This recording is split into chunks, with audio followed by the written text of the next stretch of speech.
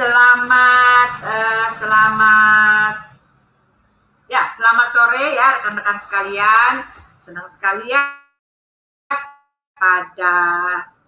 pada sore hari ini kita kumpul lagi ya.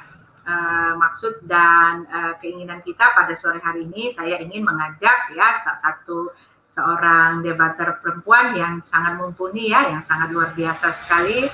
Saya ingin mengajak Mbak Sofiatul untuk masuk ke dalam ruang ini ya teman-teman, supaya kita lebih jauh lagi berbincang-bincang dengan Ibu Sofiatul, dan supaya kita lebih lagi mengenal ya tentang satu lagi apologet yang mumpuni, yang kiranya teman-teman boleh bisa dukung dalam pelayanannya, dukung dalam apapun yang dia lakukan untuk pemberitaan firman Tuhan. Teman-teman, Ibu atau Mbak Sofiatul ini dia punya channel ya teman, namanya Al Hayat Indonesia. Jadi teman-teman boleh mampir ke situ dan dukung ya. Mari kita rame-rame dukung ya. Pokoknya semua channel-channel Kristen yang berapologet, yang memberitakan firman Tuhan, kita dukung semua ya, supaya makin gencar lagi pemberitaan tentang firman Tuhan. Ya, untuk lebih mempersingkat waktu ya, mari kita tampilkan saja Ibu Sofiatul atau Mbak ya, harusnya dipanggil Mbak ya, sepertinya masih muda sekali ya. Ya, silakan masuk Sofiatul. Ya. Halo, selamat sore. Ya, selamat sore. Ya, Sofiatul suaranya teman-teman tolong direspon ya, yang sudah masuk tolong direspon apakah suara kami terdengar atau tidak, karena kami tidak tahu ya. Ya, pada sore hari ini senang sekali ya, Mbak Sofiatul, senang sekali kita sudah ada lagi di sini. Teman-teman, 2 hari yang lalu itu kami ada melakukan perdebatan dengan Ibu Dini dan dengan Rifa, ya kan, dengan Rifa.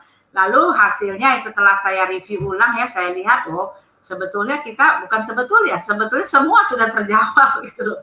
Kalau istilahnya yang menang telak gitu. Ya kan, karena data-data yang mereka pakai juga bukan Alkitab gitu kan. Lalu mereka hanya bermain di kulit-kulit gitu, menyerang Alkitab. Ayat-ayat Alkitab yang dipakai juga yang ngaco-ngaco gitu, nggak sesuai, karena Alkitab itu kan kontekstual ya. Untuk Muslim ya, saya mau kasih tahu ya, kalau mau pakai Alkitab, tolong dibaca itu dari awal sampai minimal 1 pasal, jadi kita tahu makna dari ayat itu gitu loh.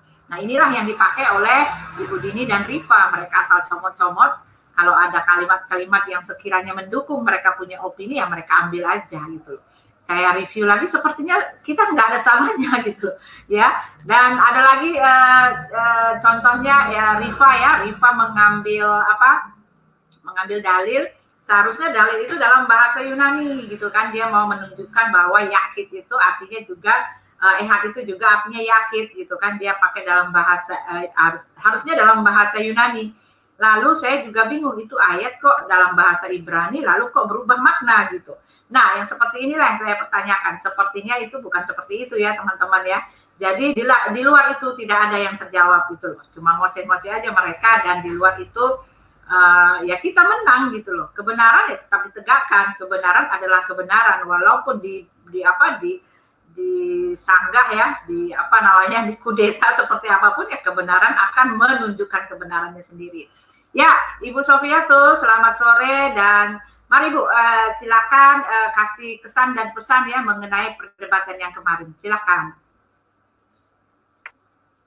Ya, jadi kalau kita melihat ya perdebatan dengan Graham Mualaf, ini mungkin pertama kali ya kalau saya dengan perempuan ya, head to head dengan Dini maupun dengan Rifa. Suaranya kecil sekali Bu ya, Ibu Sofiatul, agak lebih dekat saja ngomongnya. Oke, ini sudah kedengeran? Ya. Nah, iya. Oke. Ya, jadi ini pertama kali ya, kemarin dari pihak Graham Mualaf itu Dini sama Rifa meminta kita head to head. Jadi ini pertama kali saya head to head dengan perempuan, biasanya dengan laki-laki. Kalau saya melihat kemarin, jadi kita sebenarnya sudah menyampaikan hal-hal yang penting dan pokok. Jadi mereka mengutip ayat-ayat di dalam Alkitab mengenai keesaan Tuhan, dan itu memang kita akui ya Bu Tia. Jadi kan Kristen itu bukan menuhankan 3 Allah gitu ya, atau 3 Tuhan seperti yang disangkakan Ya, jadi ketika mereka mengutip ayat-ayat keesaan Allah, ya memang seperti itu. Alkitab itu memang Tuhan satu dan esa. Cuman yang dijelaskan di dalam konsep Trinitas, ya, orang Kristen tahu Allah itu ya satu-satunya itu yang benar, yang sejati. Tetapi yang dijabarkan di dalam Trinitas adalah bagaimana kebagaimanaan Allah yang esa itu berinteraksi dengan kita atau pernyataan dirinya. Nah, ini menjadi pelajaran yang lebih dalam. Kalau cuman Allah itu satu, tunggal, setan juga tahu, itu pelajaran SD gitu loh. Itu nggak usah diajarin. Ya, orang yang berakal budi ya atau berlogika ya pasti akan tahu Tuhan itu satu. Kita bukan orang primitif ya yang menganut paham banyak dewa atau banyak Tuhan. Ya, tetapi yang lebih dalam lagi adalah bagaimana kita menjelaskan Tuhan yang esa itu. Nah, ini tentu saja nggak mudah, Bu Uti. Di dalam Alkitab kita juga kompleks. Jadi keesaan Tuhan di dalam Alkitab itu kompleks. Nah, itu yang dijabarkan di dalam doktrin Trinitas sebenarnya. Nah, ini yang mereka tidak pahami. Gitu. Jadi mereka mengutip ayat-ayat mengenai Tuhan itu esa, kemudian apa sih maksud daripada esa itu? Nah, itu sudah kita jabarkan, ya. Yang pasti kemarin saya nggak puas sih, Bu Uti. Jadi saya tidak suka di timer. Kalau di timer itu kita terlalu terburu-buru. Kemudian karena berdua ya Bu, 3 menit, jadi mungkin waktunya agak kurang. Saya lihat juga Bu Uti kan pengen banyak sekali tuh yang disampaikan ya. Tapi nggak kesampaian karena harus kita berbagi waktu. Kalau mau berdialog, oke, saya akan jawab sepuasnya. Saya akan jelaskan konsep Trinitas. Saya akan jelaskan konsep Alkitab. Dan saya tunjukkan sumber-sumber datanya. Tapi kalau diburu-buru dengan waktu memang saya nggak pas gitu. Kalau debatnya harus 3 menit itu tergopoh-gopoh kalau menurut saya ya. Gitu. Orang yang dengar juga kecepatan gitu kita ngomongnya. Tapi kalau kita lebih time atau waktunya lebih dilonggarin, mungkin pemirsa akan lebih ngikutin. Kenapa sih kita ini punya konsep doktrin seperti ini? Apakah doktrin Trinitas ini ada di dalam Alkitab ataukah seperti yang mereka tuduhkan? Ini paham Platonisme lah dan sebagainya. Itu menurut saya sih, Bu Uti. Jadi kalau di timer itu memang kesannya gimana ya? Terlalu cepet-cepet ya, buru-buru. Nggak bisa nunjukin ayat-ayat di dalam share screen, jadi nggak bisa di share screen ayat-ayatnya. Begitu, Bu Uti. Ya, seperti itu. Coba kita lihat dulu ya Nah, kita akan bahas ya setiap statement mereka. Jadi saya coba potong, kita dengarkan saja statement-statement mereka. Kayaknya sih karena banyak ya terburu-buru, ada beberapa perkataan-perkataan yang harus kita jawab ya, pertanyaan yang harus kita jawab. Kita lewat ya, karena terburu-buru ya. Sangat-sangat terburu-buru gitu. Ya, coba kita ini ya. Saya baru ini ya, teman-teman, saya baru ini mencoba untuk belajar share screen ya. Coba saya cari dulu. Ya, bentar ya, mudah-mudahan. I hope there will not be something happen here. Ya. Dengan narasumber dari pihak Muslim, Umi Dini dan Umi Rifa, ya. dari pihak Kristen diwakili oleh sudah sangat jelas. Nah, kita mulai dari sini ya, kita dengarkan. Nah, inilah dia. Di dalam kitab Perjanjian Lama pun sudah dikenal. Ya, jadi tadi sudah dijelaskan ya, definisi linguistik. Ya, kita coba. Nah, salah alamat ya. Tadi saya jawab dulu ya.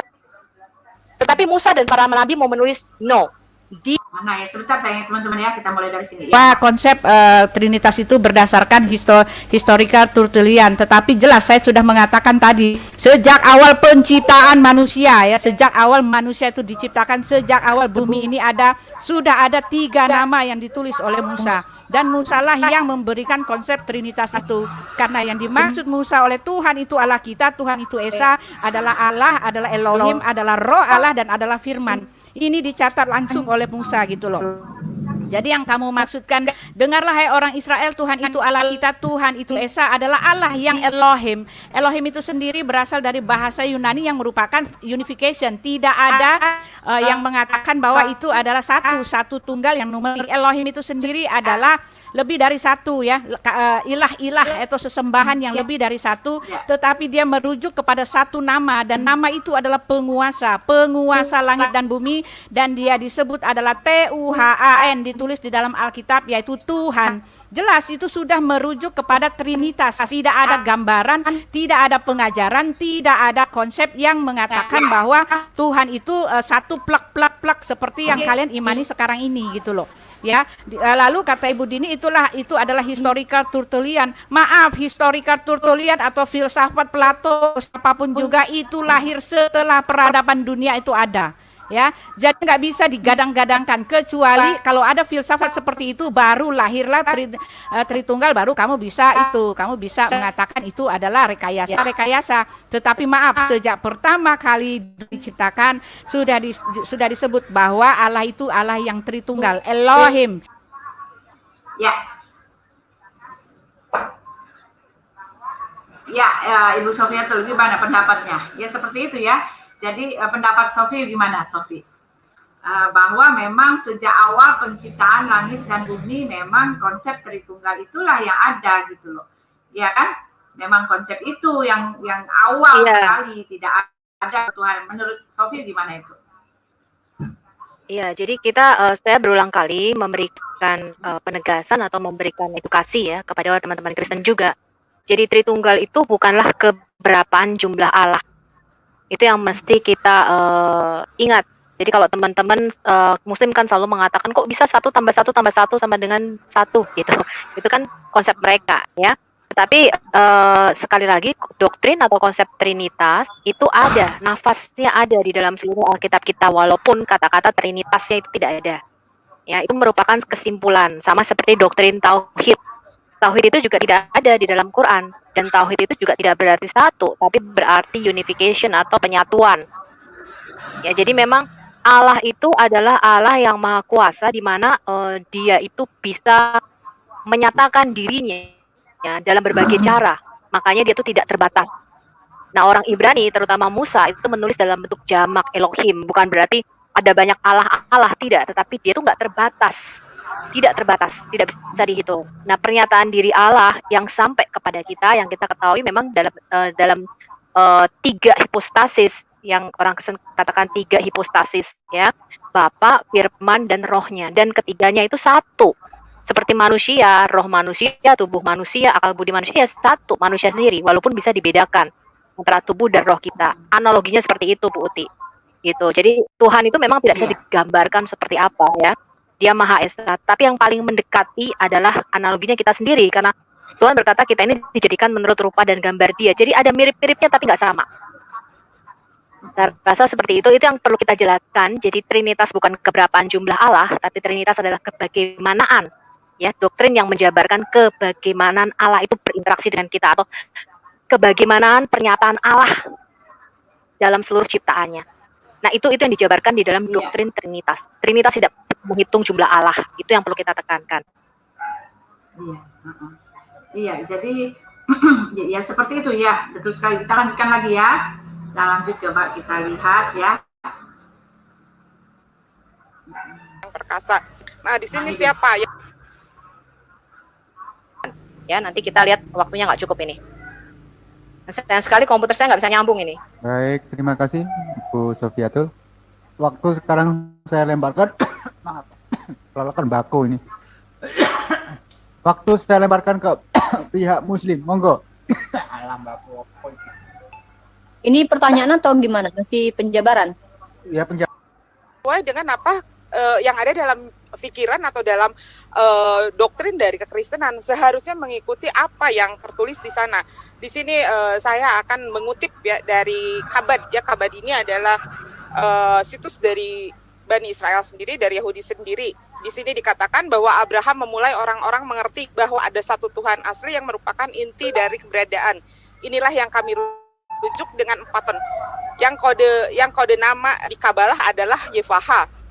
Nama itu hanya dapat ditulis dalam bentuk tunggal ya Bu ya, jadi bukan jamak. Nah, itu ditulis dalam bentuk tunggal. Ini menurut dari Judais. Faktanya ini pada dasarnya adalah konjugasi dari kata kerja menjadi. Mereka mengetahui konsep Havaya ini, tetapi mereka menganggapnya sebagai ide yang terlalu luhur, tampak tidak dapat diakses dan tidak relevan dengan kehidupan mereka. Sebaliknya mereka terhubung dengan banyak kekuatan alam. Mereka menyebutnya Elohim yang artinya kekuatan yang perkasa. Nah, di sini siapa yang dikatakan Elohim itu jadi sudah jelas ya, dia bukan jamak tetapi tunggal. Itu menurut dari pandangan Yudais sendiri. Kemudian yang kedua, di sini Abraham datang dan berkata, kalian salah paham. Havaya adalah Elohim, semuanya satu. Dia adalah inti dari keberadaan dan dia adalah semua kekuatan alam dalam satu paket besar. Itulah sebabnya seperti yang ditunjukkan komentator Alkitab Baal Haturim ya, huruf Ibrani dalam nama Elohim memiliki nilai numerik, Bu. Ya, yang sama dengan Hateva yang berarti tatanan alam. Jadi Elohim itu adalah tidak seperti yang Ibu Uti katakan bahwa di sana adalah jamak, tetapi menurut pandangan Yudais itu adalah tunggal ya. Kemudian katakan roh Elohim itu, Bu, adalah semangat Hasem ya. Dan semangat Hasem inilah yang disebut sebagai semangat Masiah, Bu. Jadi Ibu salah kalau misalkan mengatakan sesuai dengan apa yang Ibu katakan tadi. Kemudian yang ketiga adalah firman atau dafar Hasem atau dafar Elohim atau firman Tuhan. Bukanlah ciptaan, Bu. Itu adalah pernyataan energinya. Itulah mengapa dia Hasem menciptakan sesuatu dengan perkataannya. Jadi dafar Hasem bukanlah ciptaan, tapi itu adalah pernyataan energinya. Ya, luar biasa sekali ya. Menurut Sofi gimana, Sofi? Ini kan Ya, pandangan dari orang Yahudi ya. Bisa nggak dipakai nih? Ya, menurut Sofi. Iya, jadi memang di dalam pandangan orang Yahudi dan orang Kristen sama, ya Allah itu ya memang tunggal. Makanya ketika Elohim, ya itu diterjemahkan, kita mempunyai kitab terjemahan dari bahasa Ibrani ke bahasa Yunani, yaitu Septuaginta.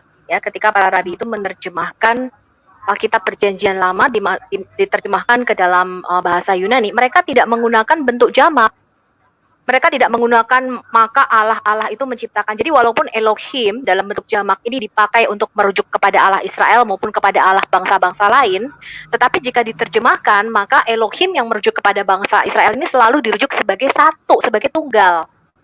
Jadi nggak pernah disebut and gods gitu. Nggak pernah, karena dalam konsepnya mindset Israel memang Allah itu satu-satunya. Tetapi ketika Elohim, kata yang sama, ya itu menunjuk kepada dewa-dewa bangsa lain, dipakai jamak, maka ilah-ilah, gods. Nah, ini menggambarkan apa? Ini menggambarkan kompleksitas Allah kita tuh sangat kompleks. Tapi dia tuh bukan sebiji begitu, tidak. Allah itu tidak mempunyai wujud, dia tidak berbentuk. Makanya orang Yahudi itu selalu menggambarkan Allah seperti ruah, seperti angin. Dia tidak berwujud, tetapi dia bisa mengambil rupa. Mengambil rupa apa? Tergantung. Kalau dia berhadapan dengan manusia, kadang-kadang dia mengambil rupa manusia, atau dia mengambil rupa malaikat, atau mengambil rupa tumbuhan, atau mengambil rupa elemen, mengambil rupa binatang, dia bisa menjadi apa saja. Nah, tadi kalau dia Dini merujuk kepada makalah-makalah Yahudi, di dalam Yahudi sendiri, Bu Uti, itu mereka menganut yang namanya prinsip the two powers in heaven. Kemarin memang kita belum sempat explore, ya. Jadi ya, apa itu? Betul, di dalam Talmud. The two power of heaven, what is that? What is it? Iya. The two power in heaven. Iya. Dua kuasa di surga. Iya. Betul. Nah. Jadi apa itu? Pada zaman Yesus atau sebelum Yesus, kira-kira abad kedua ke atas ya, sebelum zaman Yahudi Rabinik, orang Yahudi itu tidak menganut pandangan Allah itu satu tunggal, sebiji, enggak. Makanya ayat-ayat yang kita baca kemarin, jadi ada kompleksitas di dalam Allahnya Israel ini. Ya, kalau kita baca kemarin misalnya Kejadian 19 ayat 24. Kita ditampilkan, Bu, mungkin sekilas. Kejadian, saya belum ini, saya baca aja ya. Saya cuma berani ini, saya baru belajar. Kejadian berapa? 19? Oh. Ya, Kejadian 19 ayat 24. Salah. Saya belum download Kejadian 19. Semua harus di-download itu 19 ya. Ini baru belajar tadi itu. I just studied that just now.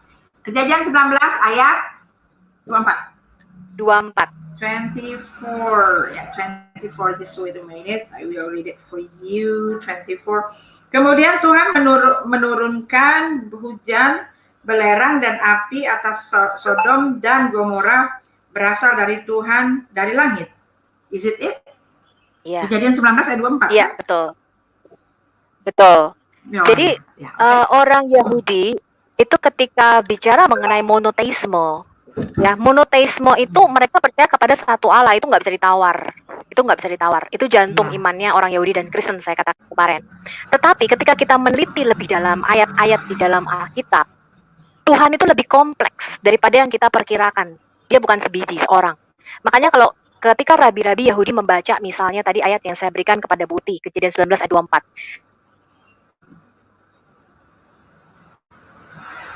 Halo? Kenapa putus? Halo? Maka ini cuma satu aja. Ketika Rabi Yahudi membaca ini, Buti, mereka itu membaca ini kan kompleks. Ada Yahweh yang berjalan bersama Abraham. Di situ kan ceritakan sebelumnya di Kejadian 18, Yahweh ini kan datang nih bertiga nih sama malaikatnya dua, duduk makan bersama dengan Abraham. Kemudian Yahweh ini mau menghancurkan Sodom dan Gomora kan gitu. Dikatakan di situ Yahweh yang ada bersama Abraham ini menurunkan hujan api dan belerang dari Yahweh yang ada di langit. Kompleks nggak itu, Bu? Ini cuma satu. Iya. Ayat lainnya kalau kita baca kemarin yang saya kutip dari Daniel 7 ayat 9 sampai 14. Di mana Nabi Daniel ini mendapatkan penglihatan bahwa dia mendapatkan penglihatan yang lanjut usia. Jadi roh Allah itu mengambil rupa seperti yang lanjut usia ini bukan kakek-kakek ya, tetapi yang hidup kekal. Jadi kalau diterjemahkan di dalam bahasa Indonesia harusnya itu dia yang hidup kekal atau dia yang tahun-tahunnya tidak berkesudahan. Cuman diterjemahkan oleh LAI sebagai yang lanjut usia, gitu ya. Yang rambutnya putih dan sebagainya. Ini melambangkan kekekalannya atau dia sudah ada sejak semula. Ini kan siapa? Ini Bapa. Ini Yahweh, udah nggak dipertanyakan lagi nih. Rabi Yahudi tahu. Kemudian datanglah anak manusia. Betul ya, Bu ya? Di Daniel 7 ayat 9 sampai 14. Iya. Datanglah seorang serupa seperti seorang anak manusia kepada yang lanjut usia itu. Dan kepada sang anak manusia ini diberikan segala kekuasaan, dikatakan kekuasaan, hormat dan sebagainya, kemuliaan. Semua raja dan semua bangsa harus sujud menyembah kepada sang anak manusia ini dan kerajaannya kekal selama-lamanya. Kalau kita baca ayat ini rumit kan, Bu?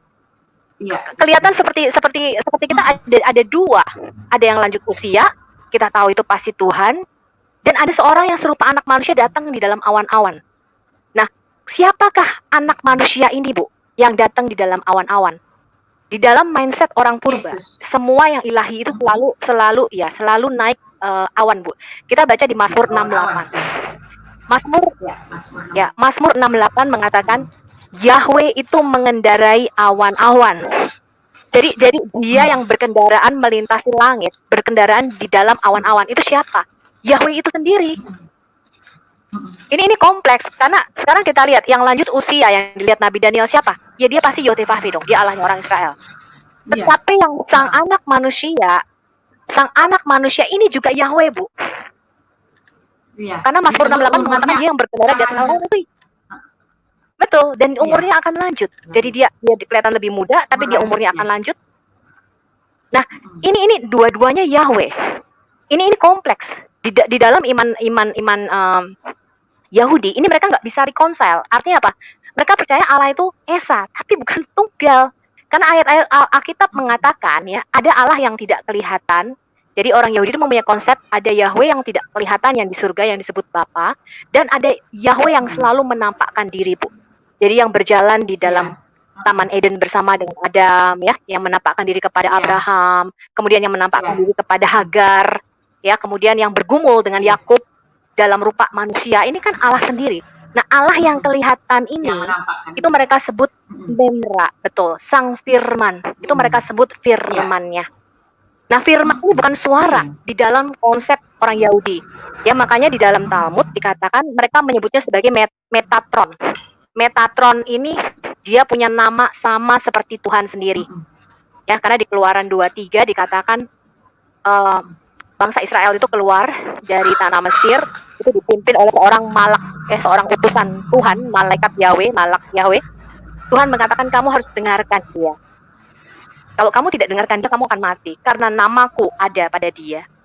Nah, nama inilah yang Yesus katakan di dalam Perjanjian Baru. Yesus berkata demikian, Bapa, aku telah memberitahukan kepada mereka namamu, yaitu nama yang engkau berikan kepadaku.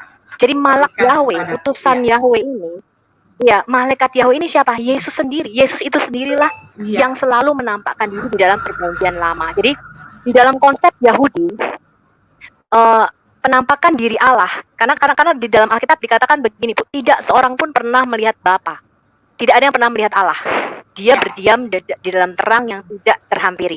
Tetapi yang menampakkan diri atau yang menyatakan, yang reveal supaya kita tuh bisa kenal, itu adalah anaknya yang tunggal, yaitu Sang Firman itu sendiri. Lah ini konsepnya, Bu. Sang Iya. Firman ini bukan Allah yang berbeda atau Allah yang lain, tidak. Hanya ada satu Allah, sama kayak saya dengan firman saya. Masa saya dengan firman saya beda? Suara saya ya Sofiatul dong. Sama, tetapi Iya. Tuhan punya firman. Tuhan punya firman itu sempurna, Bu. Punya kehidupannya sendiri. Hidup. Nggak seperti kita. Iya, Kalau hidup, kita kan ah. firman, ya betul. Firman kita kan cuma suara nih, Buti. A, I, U, E, O, suara ya. Itu hanya dengan suara. Kalau Tuhan nggak begitu, Bu. Firman-nya itu bisa mewujud dan Iya. punya hidup sendiri. Makanya Yesus berkata, Kuasa, gitu. ada kuasa di dalam firman ini. Jadi Yesus berkata seperti ini, sama seperti Bapa mempunyai hidup di dalam dirinya sendiri, demikian juga Iya, anak iya, itu dia mempunyai barusan hidup saya mau di bilang. dalam dirinya sendiri. Ya, jadi Bapa punya kuasa, anak ini juga punya kuasa. Makanya Yesus berkata, sama seperti Bapa membangkitkan orang mati, aku juga akan membangkitkan orang mati. Jadi firman ini punya hidupnya sendiri. Ini yang disebut di dalam Trinitas sebagai hipostasis. Hipostasis artinya eksis. Firman Tuhan itu bukan sekedar suara A, I, U, E, O atau spoken words, bukan. Firman Tuhan itu hidup. Firman Tuhan itu seorang pribadi, bukan sebuah kata-kata. Itu. Iya. Nah, ini di dalam konsep Yahudi, kalau tadi si Dini mengutip, mereka menyebutnya sebagai Metatron, Bu. Metatron itu artinya kembarannya Allah. Jadi ini mereka menganut the two powers in heaven. Ini kalau kita bicara mungkin agak lebih kompleks lagi ya. Tapi itu konsepnya orang Yahudi, atau disebut Dafar atau Memra Yahweh. Jadi ketika dikatakan misalnya Adam mendengar suara langkah Tuhan, itu diterjemahkan sebagai Adam mendengar suara langkah Sang Firman Tuhan itu. Jadi yang selalu menampakkan diri kepada Abraham itu adalah Sang Firman itu.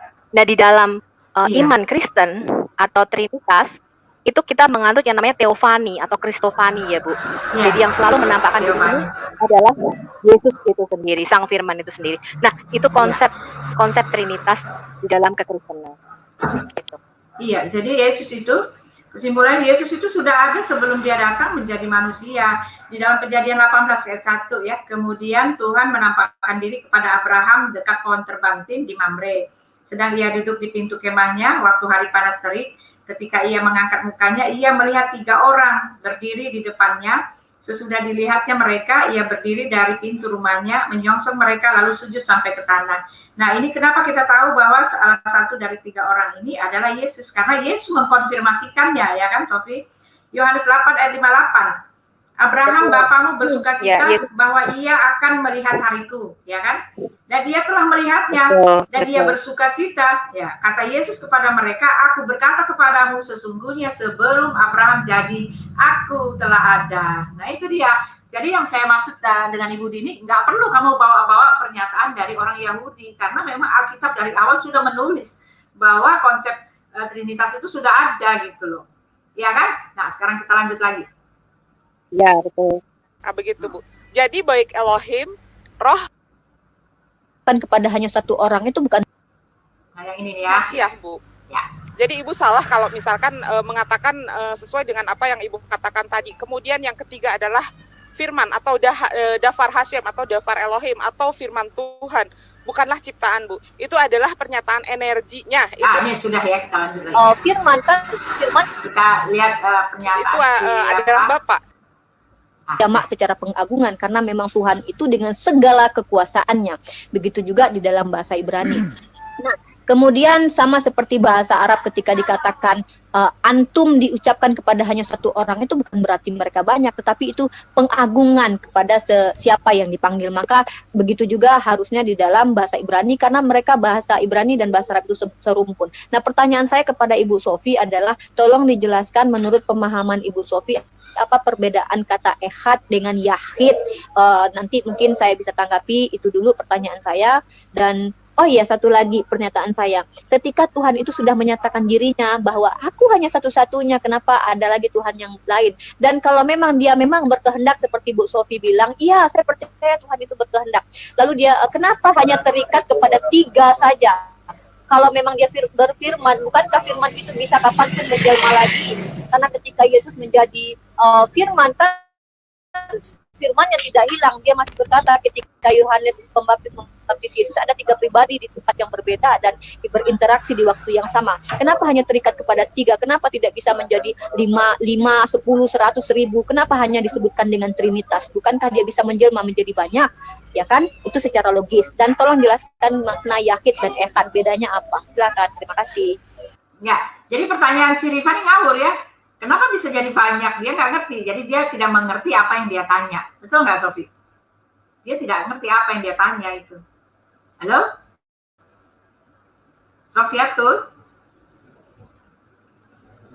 Ya, teman-teman suara saya. Baik, terima kasih Mbak Sofi? Sofi? Kok suaranya hilang? Oh, di mute ya? Oh, sorry. Ini kok di unmute-nya nggak mau? Dilepas mute-nya, Sofi. Dibuka. Jangan di-unmute. Halo, jangan di-unmute. Silakan Sofi. Ya, teman-teman. Ya, silakan. Tadi lost connection, Bu, tadi. Internetnya hilang. Nggak apa-apa, kalau ada yang mau bertanya dari teman-temannya Muslim, ya silahkan aja, boleh masuk ya. Jadi saya sebenarnya sudah jawab. Ya. Saya kasih link ya. Jadi sebenarnya ya saya sudah menjawab Rifa ya, bahwa konsep tadi kan saya sudah jelaskan, Trinitas bukan keberapaan jumlah Allah. Jadi ketika kita mengatakan Bapa, Firman, dan Roh, itu adalah pernyataan pribadinya atau pernyataan yang bisa kita kenal dari siapa Allah itu. Gitu. Tetapi bukan jumlahnya. Jadi kalau dia dikatakan bukankah Allah bisa menjadi banyak, bisa menjadi 5, 10, bukan hanya 5, 10, bisa menjadi miliaran. Jadi kalau misalnya kita mengatakan, saya kemarin mencontohkan misalnya di Yesaya 11 ayat 2 ya, dan di kitab Wahyu dikatakan bahwa roh Allah ada 7, bukan berarti kita menghitung jumlah Allah. Jadi total 7 rohnya, jadi sama Bapa sama Anak jadi 9. Nggak begitu caranya.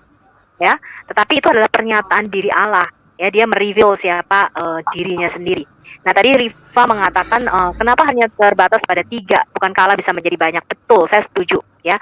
Allah itu tidak terhingga dan tidak terbatas. Itu makanya digunakan kata Elohim ya, dalam bentuk jamak plural. Bukan berarti ada banyak Allah, tetapi dia tidak terbatas. Nah, ini berkali-kali saya tekankan nih, nggak masuk kayaknya di otaknya Rifa sama Dini. Allah itu tidak terbatas, tidak bisa diukur, tidak bisa ditimbang. Makanya orang Yahudi menggunakan Elohim. Ya, sama seperti dia menggunakan kata panim untuk muka. Muka ini kan cuma satu, tapi ada banyak bagiannya, ada mata, ada hidung, ada mulut. Itu disebut jamak, dalam bentuk jamak panim. Nah, ketika misalnya tadi yang Bu Uti baca, Kejadian 1 ayat 26, marilah kita menjadikan manusia menurut gambar dan rupa kita. Yang keluar itu kan Adam, Bu. Adam ini kan cuma satu, tetapi kata Adam itu artinya bentuknya jamak, Bu. Adam itu yang satu yang belakangnya mem, itu artinya Adam, maksudnya ada banyak manusia. Padahal yang keluar cuma cuma satu orang. Nah, kenapa bisa dinamakan Adam dalam bentuk jamak? Karena di dalam Adam itu sendiri dihembuskan yang namanya neshemah kaim atau nafas-nafas kehidupan. Jadi ada banyak kehidupan di dalam diri Adam ini. Makanya bisa dikeluarkan Hawa, bisa dikeluarkan seorang wanita, dikeluarkan dari sisinya Adam. Nah, Adam ini walaupun satu entitas gitu ya, yang keluar hanya satu, tetapi jamak di dalam dia, ada kejamakan di dalam diri Adam ini. Ada banyak hidup di dalam dia. Makanya kita ini semua anak-anak Adam ini ada di bawah di dalam buah tunggangnya Adam. Ada kehidupan di dalam diri Adam yang satu ini. Nah, Adam itu bentuknya jamak, Bu, nggak tunggal. Gitu ya kan, Adam itu sendiri bentuknya jamak. Jadi itulah kompleksitasnya ketika Tuhan mengatakan marilah kita menjadikan manusia, menjadikan Adam menurut gambar dan rupa kita, walaupun keluarnya cuma satu entitas, satu orang pribadi, tetapi di dalam diri Adam ini nggak cuma satu, nggak cuma tunggal, ada kehidupan, ada potensi kehidupan di dalam diri Adam ini. Makanya namanya Adam alias jamak gitu. Ya, jadi ya itu ya, luar biasa sekali ya teman-teman ya. Jadi sebetulnya nggak ada itu yang konsep tauhid itu sejak awal kejadian manusia seperti inilah. Esa yang dimaksud itu bukan Esa yang seperti yang kita tahu gitu kan, karena Allah itu dia tidak terbatas, dia tidak sama dengan apapun di bumi ini gitu ya kan. Iya. Betul, betul. Jadi yang Uh-uh. ya yang dikutip Riva, Bu, saya kritisi sedikit. Riva mengutip dari Yohanes 5 ayat 44, dia mengatakan hayakit gitu ya. Tapi tidak, Bu. Kalau kita baca kitab rabbinik Yahudi tetap haekat. Ya makanya Shema Israel kemarin kita jawab yakit itu tunggal. Dia mengatakan betul setuju Allah itu yakit itu tunggal gitu kan. Tapi syahadat orang Israel tidak pernah mengatakan Yahweh Elohinu, Yahweh itu yakit. Tidak pernah dikatakan Yahweh itu tunggal. Yahweh Elohinu, Yahweh itu Echad. Echad itu artinya satu kesatuan yang tidak bisa dipisahkan. Sama seperti Adam. Adam punya roh, punya tubuh, punya akal budi. Itu nggak bisa dipisahin. Nggak bisa dipisahin itu. Kalau dipisahkan dia kehilangan hakikatnya. Jadi Echad itu artinya satu utuh yang nggak bisa dipisahkan. Itu artinya Bu. Itulah makanya mereka tuh nggak ngerti konsepnya seperti ini gitu.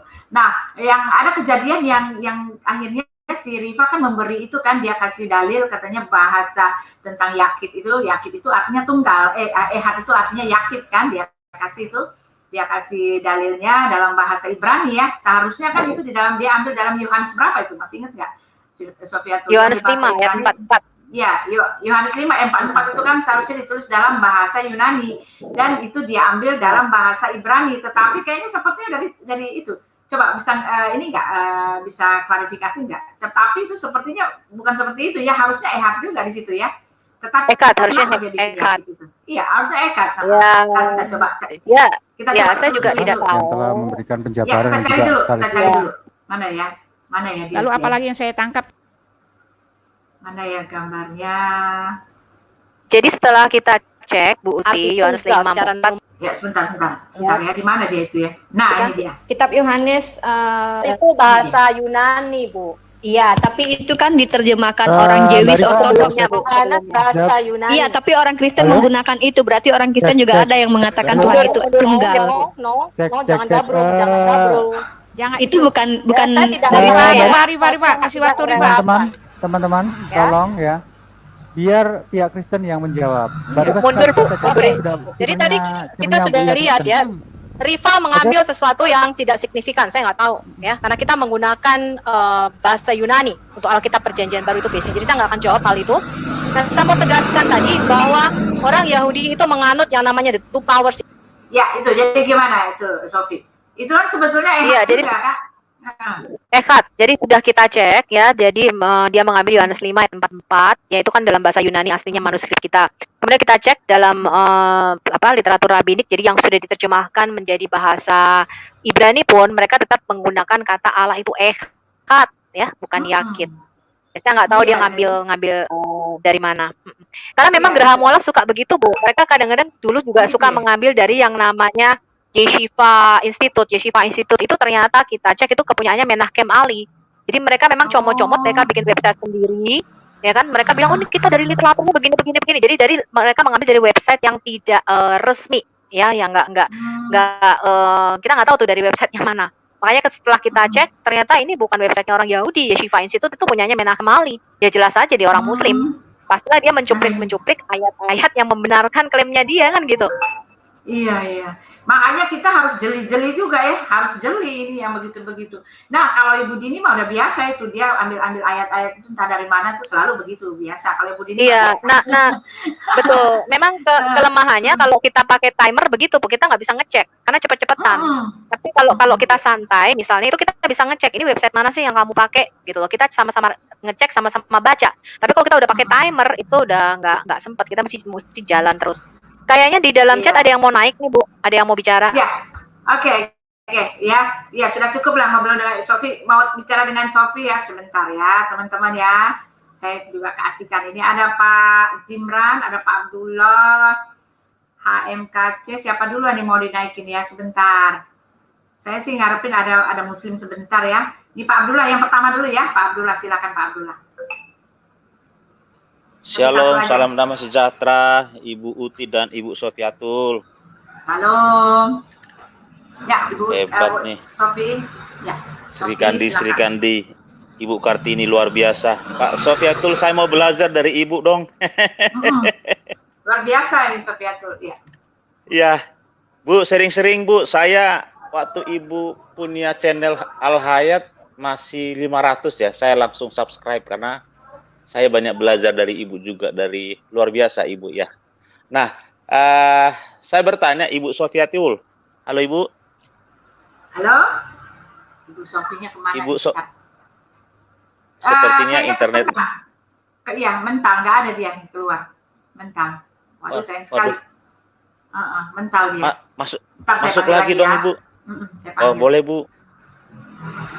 Saya panggil dia. Bicara aja dulu Pak, Ibu, supaya kita nggak. Baik, Ibu Uti tolong sering-sering Ibu Sofiatul dong, sering di channel Ibu atau di channel kekristenan yang lain karena ilmunya sangat banyak loh.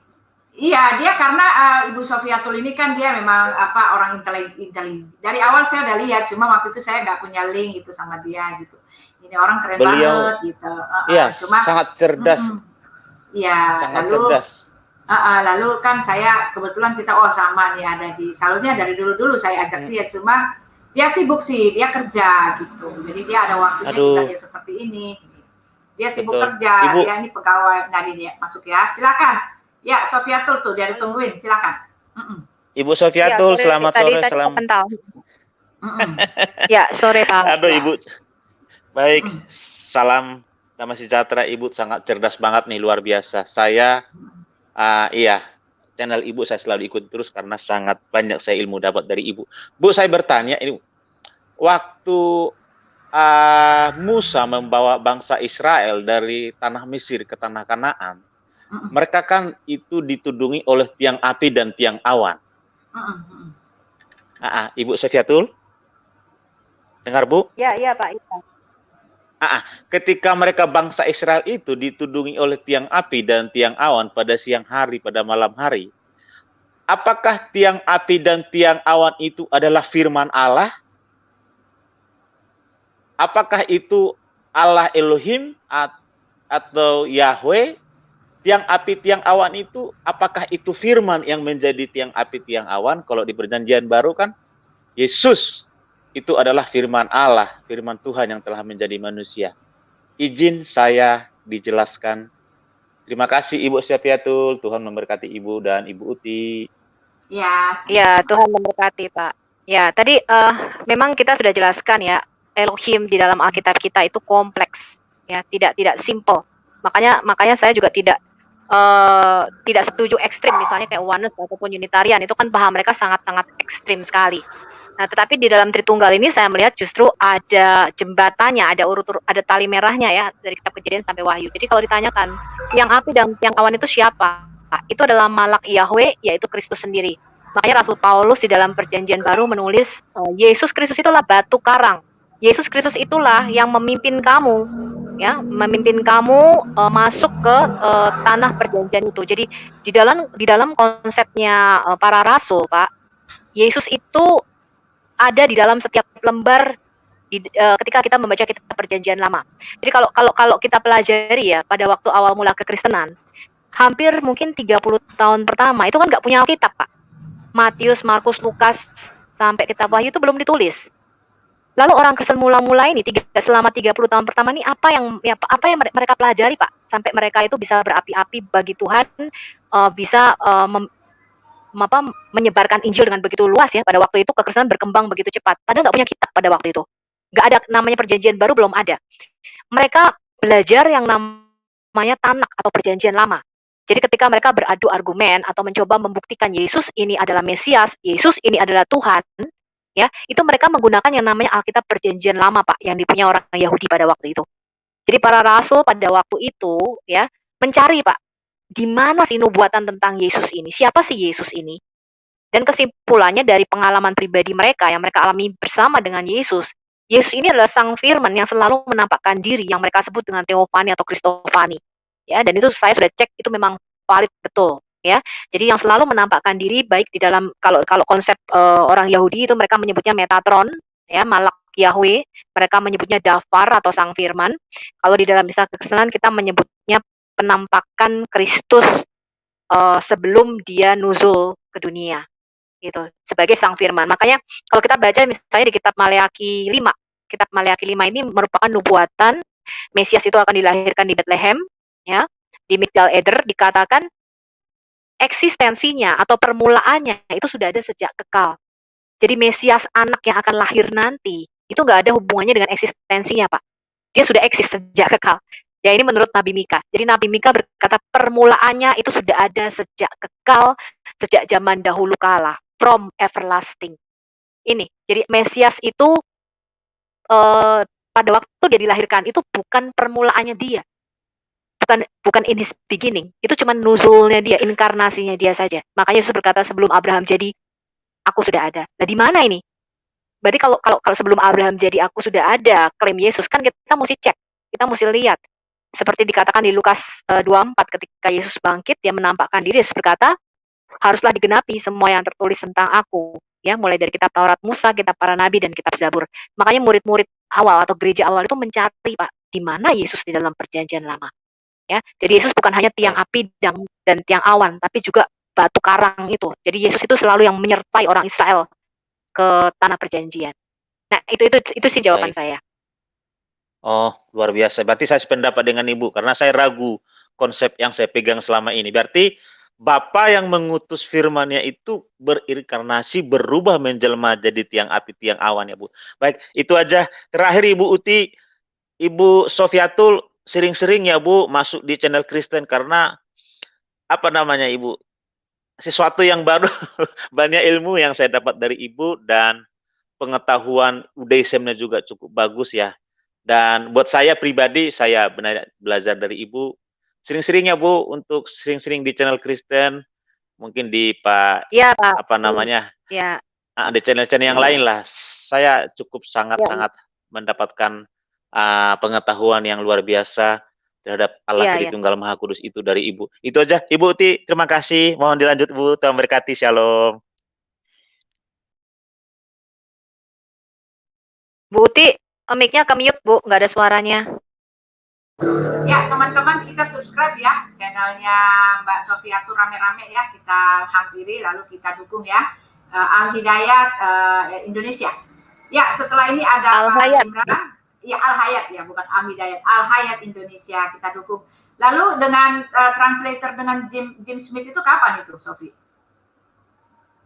Sudah, Bu, setiap Sabtu memang ada pembicara dari luar ya. Kita bekerja sama dengan We Are For Murtadin Channel. Jadi teman-teman juga saya harapkan subscribe, dukung We Are For Murtadin Channel. Kemudian juga channel CIA ya, Central of Indonesian Apologetic.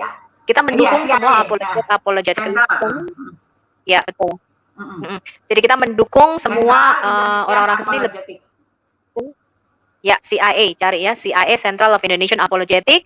Anda subscribe di situ, Anda dukung, Anda bisa masuk ke Zoom kami. Setiap hari kami ada buka Zoom juga, Bu Uti. Ya, jadi Senin itu khusus internal Kristen, Selasa untuk Yahudi, ya kemudian Rabu, Kamis, Jumat kita bicara mengenai Kristen dan Islam. Nah, jadi kita harus dukung teman-teman ya supaya masyarakat ini semakin cerdas di dalam dunia informasi ini. Ya, luar biasa ya, seperti Ibu Sufiatul yang luar biasa cerdas. Ya, Pak Jimran, silakan masuk, Pak. Satu-satu aja ya. Ya, silakan Pak Jimran. Ya, selamat sore, Tuhan berkati. Ya, ya. Ya. Ini saya numpang tanya, Ibu Sofiatul ini di Indonesia atau di luar? Saya masih di Indonesia, Pak. Kadang-kadang di luar juga. Oh, ya, karena saya waktu tertarik dengan komen Ibu waktu Ibu ngomong di mana dulu. Saya simpan ini ada dia saya punya, sangat bagus penjelasan Ibu dan sungguh apa namanya bagus, sistematis ya, terurai bagus gitu. Maaf Ibu, memang teologi ya Bu? Iya Pak, kita belajar teologi juga. Jadi jangan sekali-kali kita terjun di dunia apologet kalau kita sama sekali nggak punya pengetahuan ya Bu ya. Bisa jadi bual-bualan ya. Jadi kalau diketawain. Iya, saya seperti ini Pak Jimran. Jadi justru kalau saya bilang perdebatan yang diajukan umat muslim, misalnya mereka di Geraha Mualaf banyak kan ngutik Alkitab ya, Bible of Bible gitu ya. Mereka ngutik-ngutik kontradiksi dalam Alkitab, yang ngutik-ngutik Matius. Ini kenapa silsilahnya kurang satu dan sebagainya? Nggak apa-apa Pak, biarin aja. Itu bagus karena membuat orang Kristen jadi melek gitu loh. Hah, bener nggak Alkitab gue kayak begitu ya? Terus kita makin belajar lagi Pak. Saya bermula dari situ Pak. Saya bermula dari saya belajar Islam berarti ini 3,5 tahun ya. Saya belajar hadis, saya mencoba memahami Islam ini seperti apa. Jadi sebelum kita mengkritik Pak, kita harus tahu dulu nih Alkitab kita. Nah itu yang saya katakan. Jadi jangan nanti kaget-kaget ketika mereka misalnya bicara manuskrip, orang Kristen nggak tahu. Orang Kristen pikirannya ini banyak teman-teman saya juga ya Pak. Pikirannya orang Kristen tuh Alkitabnya juga turun dari langit Pak. Jadi mereka juga nggak tahu ini Alkitab ditulis manusia gitu loh. Ya itu Ya, yang gimana, saya Pak? bilang sama, benar sekali yang Ibu bilang, karena kebetulan saya juga kalau berapologetik saya sudah bilang juga harus mempelajari sejarah. Jadi jangan ditekankan melulu melalui apa saja, Al-Quran saja, juga harus kita tahu dari sejarah. Itu salah satu untuk menekan mereka begitu. Kedua, kalau mereka udah jelas ngomongnya asal ngomong tanpa ada referensi yang jelas, asal ngucap-ngucap hanya untuk asbun saja. Kalau kita mengatakan sesuatu itu memang ada dasar pendukungnya. Seperti Ibu Sophia saya lihat, karena sesuai dengan apa yang saya pelajari, oh ini bagus, sesuai. Memang begitu konseptualnya gitu. Makanya saya bilang, waktu pas saya singgah di channel CIA, kalau pas saya dengar, oh ini bagus ini Ibu ini menjelaskannya, saya pikir. Dan saya senangnya juga, saya bukannya mengapa, saya bicara dengan yang bagus, saya katakan bagus. Ibu tidak emosi dan tenang begitu menghadapi, karena kita sudah tahu menghadapi gurun-gurun, kadar gurun ini memang nggak bisa emosi gitu. Jadi itu kelebihan Ibu saya lihat. Ya syukurlah Tuhan berkati. Silakan terus Ibu, saya berdoa maju terus di dalam Kristus. Jangan lupa kasih, konsepnya jelas, ajarannya jelas. Jadi Tuhan memberkati, semakin terang Kristus dan rendah hati. Jangan sombong, nama Tuhan dipermuliakan terus ya Bu. Itu dari saya sebagai orang tua. Terima kasih. Amin, amin. Terima kasih Pak Jimran atas saran dan masukannya dan support dan dukungannya ya. Saya juga terus menjaga ya supaya apa yang, karena tanggung jawab kita besar ya. Ketika kita salah ngomong ini repot gitu. Makanya saya nggak berani langsung menjudge Pak. Ketika ada pemikiran begini kita harus dengerin dulu gitu. Saya makanya di channel saya tidak pernah condemn ya. Saya nggak mau dari mulut saya tuh menjudge. Oh ini sesat yang nggak mau begitu. Gitu. Jadi kita mau lihat ini objektif dulu supaya kita ngerti dulu Alkitab kita, supaya iman kita ini mantap dan bertumbuh, baru kita bisa kritik kitabnya orang. Gitu. Saya rasa seperti itu Pak Jimran. Terima kasih masukannya Pak. Ya. Sedikit lagi Bu ya. Sedikit saya tambahin. Itu juga sedikit saya diskusi sama Ibu. Kenapa firman Allah jadi manusia mereka komentari, tapi kenapa Allah jadi api pada saat zaman perjanjian lama, kenapa mereka tidak ribut? Kan aneh itu. Terima kasih Bu. Maksudnya Islam apa Yahudi Pak? Ya Islam kan, itu Islam juga kan Yahudi. Iya. Islam sekarang kalau kita mengatakan firman jadi manusia kan mereka kepanasan, cacing merasa itu tidak masuk di akal. Tapi kenapa kalau Tuhan itu menunjukkan dirinya menjadi api, menjadi tiang awan, kenapa mereka percaya dan tidak ada komentar mereka? Begitu Ibu Sophia, mereka ini sangat ambivalen gitu, sangat ambivalen begitu. Iya, ya. Di dalam Quran sendiri kalau kita baca ya, ketika Allah SWT ini katanya menampakkan diri kepada Musa dalam bentuk pohon. Ya kan, kalau di Alkitab kan semak belukar yang menyala, yang tidak terbakar. Iya betul, semak yang menyala api. Iya, kalau di dalam Quran itu dalam rupa pohon Pak, dan pohon ini berkata-kata loh, akulah Allah Tuhanmu. Nah ini ketika Allah itu bisa menjelma menjadi pohon, makanya saya katakan, ketika mereka mengatakan tidak ada yang lain seperti dia, tidak ada yang serupa seperti dia, loh memang siapa yang serupa seperti Allah? Manusia nggak bisa jadi Allah. Saya bilang sampai lebaran monyet itu manusia nggak bisa jadi Allah, manusia jadi malaikat aja nggak bisa, karena kita ini makhluk dengan dimensi yang paling rendah, kita nggak bisa menjelma mengambil rupa makhluk di atas kita. Tapi saya katakan di dalam Qur'anmu ya, Jibril yang kamu katakan Roh Kudus itu sebagai Jibril, roh kami ya, itu menjelma menjadi manusia laki-laki sempurna. Nah kalau di dalam Qur'anmu saja Allahmu bisa jadi pohon, malaikat itu bisa menyerupai yang lain ya, bisa menyerupai menjadi manusia laki-laki ya, bahkan di dalam hadis dikatakan kadang-kadang Jibril itu menyerupai Dahyah Al-Kalbi gitu ya. Ini katanya orang paling ganteng di suku Quraisy. Nah, kalau malaikat aja bisa mengambil rupa menjadi manusia, kenapa Allah nggak bisa? Bukankah Allah lebih maha kuasa? Nah, ini yang harus orang Muslim pikirkan gitu loh. Tetapi kalau manusia nggak bisa jadi Tuhan, Pak. Sampai lebaran monyet nggak bisa jadi Tuhan. Nggak ada yang namanya orang Kristen. Makanya saya katakan kalau saya diskusi sama Yahudi ya, kemarin saya diskusi sama Valen. Saya sedikit emosinya begini Pak, saya sudah jelaskan berkali-kali iman Kristen itu tidak menuhankan manusia. tetapi kita menyembah firman yang ilahi itu, yang nuzul dari manusia. Dan itu mungkin banget. Tuhan itu bisa, Pak, mengambil rupa apa saja. Manusia tidak bisa jadi Tuhan itu loh. Dan itu mereka pelintir terus, mereka putar terus. Kenapa kamu menuhankan manusia? Mengapa kamu menuhankan? Walaupun kita udah jelasin sampai doer. Nah, itu yang susah dipahami mereka. Iya, itu saya dengar itu waktu Ibu sama si Palen. Tapi memang saya justru bilang itu kan Yahudi-Yahudian, Bu. Yahudi dari mana itu? Yahudi-Yahudian itu. Saya dengar kok komen-komennya. Saya jelas itulah pada saat itu Ibu jelaskan itu konsep itu, Ibu udah cukup jelas uraiannya itu, saya dengar itu. Makanya saya tahu itu pada itu Palen bagaimana ngelesnya dan nggak jelas. Saya mau justru jauh di mana itu ngaku-ngaku Yahudi itu. Jauh di apa kali ya? Jauh di Depok kali ya. Jadi tapi ya nggak apa-apa lah, Bu. Iya. Begitulah namanya orang Yahudi. Ya. Kalau saya sih kalau orang Yahudi begitu ya memang udah kelakuannya begitu. Karena Yesus pun mereka tolak kan. Makanya bapak-bapak gereja nggak ada dari orang Yahudi kan. Begitu, Bu. Makasih, Bu. Ya, terima kasih Pak Jimran. Terima kasih Pak Jimran. Ya, itulah dia. Ya, terima kasih Pak Jimran. Ya, Pak Ferry the Prince of Persia. Silakan Pak. Mau tanya dengan Ibu Sofi. Ya, terima kasih Bu Uti. Ya, terima kasih sama-sama Pak. Kedengaran suara saya, Bu? Ya, I can hear you. Bisa Pak? Wah. Ya. Bu Sofianya kemana, Bu? Waduh, lepas lagi dia. Mental lagi nih. Waduh, saya mau nanya Bu Sofia nih. Tolong naikin lagi. Iya, penuh nih lagi. Siapa nih harus dikeluar dulu nih ya? Harus keluar dulu nih. Dia mau masuk penuh. Bentar, ini nih yang ini ya, maaf. Harus di ini dulu nih. Franz ulang dulu nih, nggak ada device not connected nih, Franz. Bentar ya, dia nggak bisa masuk karena Pak Jimran keluar dulu ya Pak. Bagaimana caranya ya? Pak Jimran keluar dulu Pak. Ya, silakan Bu Supriyatul masuk. Nah, ini dia masuk ya, Pak Jimran. Ya, silakan nanti Pak Jimran masuk lagi ya, Pak. Ya, silakan. Ferry. Selamat sore Bu Sofia. Selamat sore Pak Ferry. Ini Bu, saya mau nanya tentang Ibu aja. Soalnya kali ini saya melihat Ibu di channelnya Ibu Uti. Nah, jadi saya mau nanya tentang pribadi boleh Bu? Kalau pribadi saya nggak akan jawab Pak. Enggak, maksudnya masa lalu agama Ibu gitu. Karena saya baru lihat Ibu, saya belum tahu apakah Ibu itu memang dulunya dari agama Muslim atau memang asli Kristen gitu loh Bu.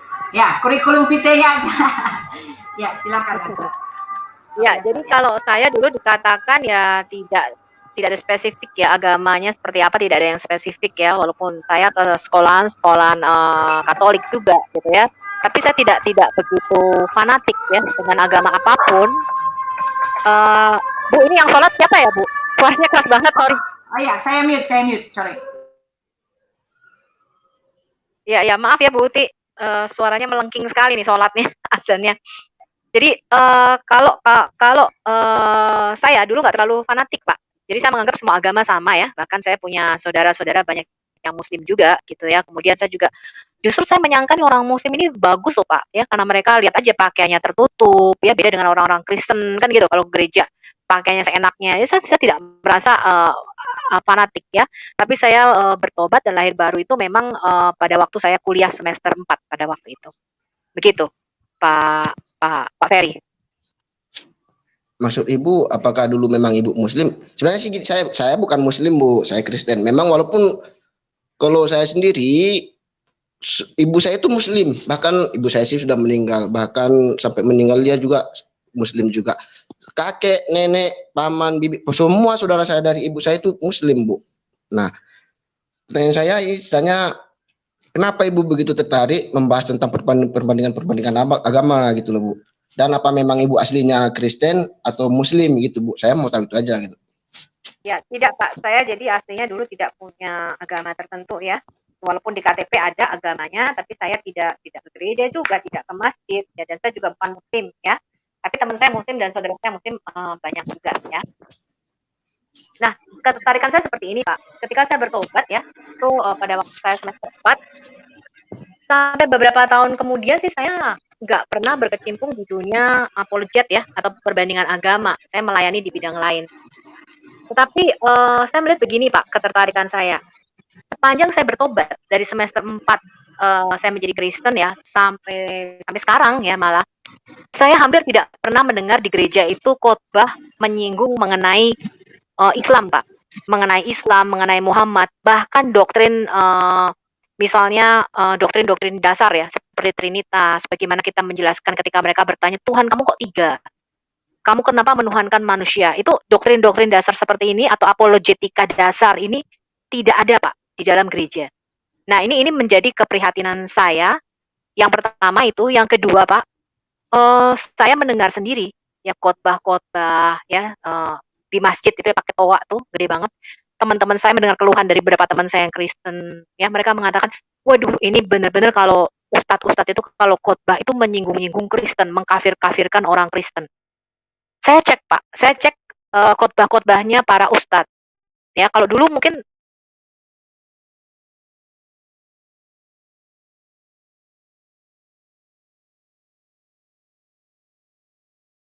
sejuk ya khotbah kade ini mualaf ya Pak ya mungkin dari Kristen atau saya nggak tahu itu selalu mengkafir-kafirkan orang Kristen menyinggung-nyinggung orang Kristen ya pokoknya menjelek-jelekkan agama.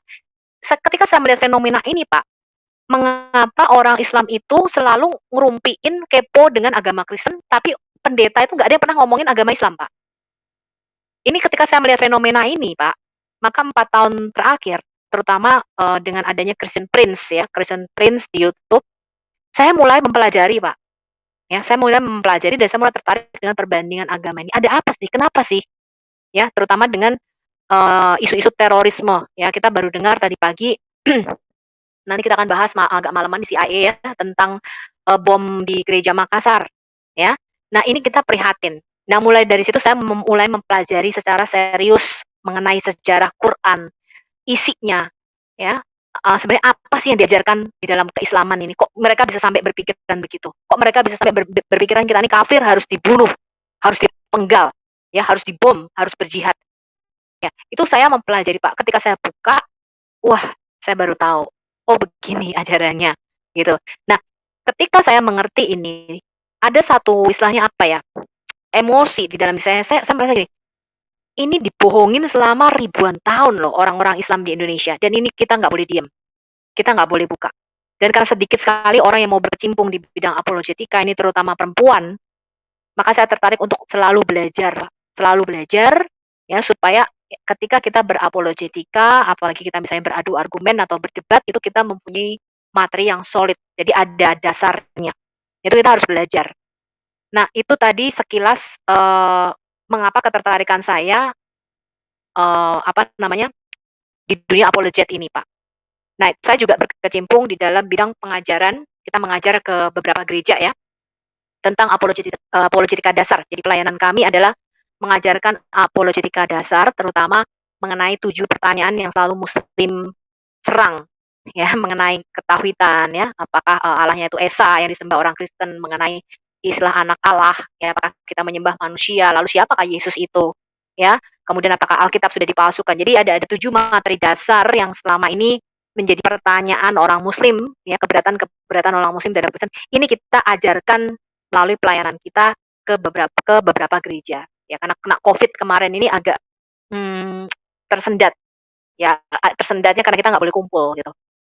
Nah itu keprihatinan saya Pak karena banyak juga orang Kristen yang nggak mengerti tentang Alkitabnya ya. Jadi teman-teman kadang-kadang ada yang mengatakan itu bahasa apa sih? Itu bahasa Yunani, itu bahasa asli Alkitab kita. Waduh, ya baru tahu.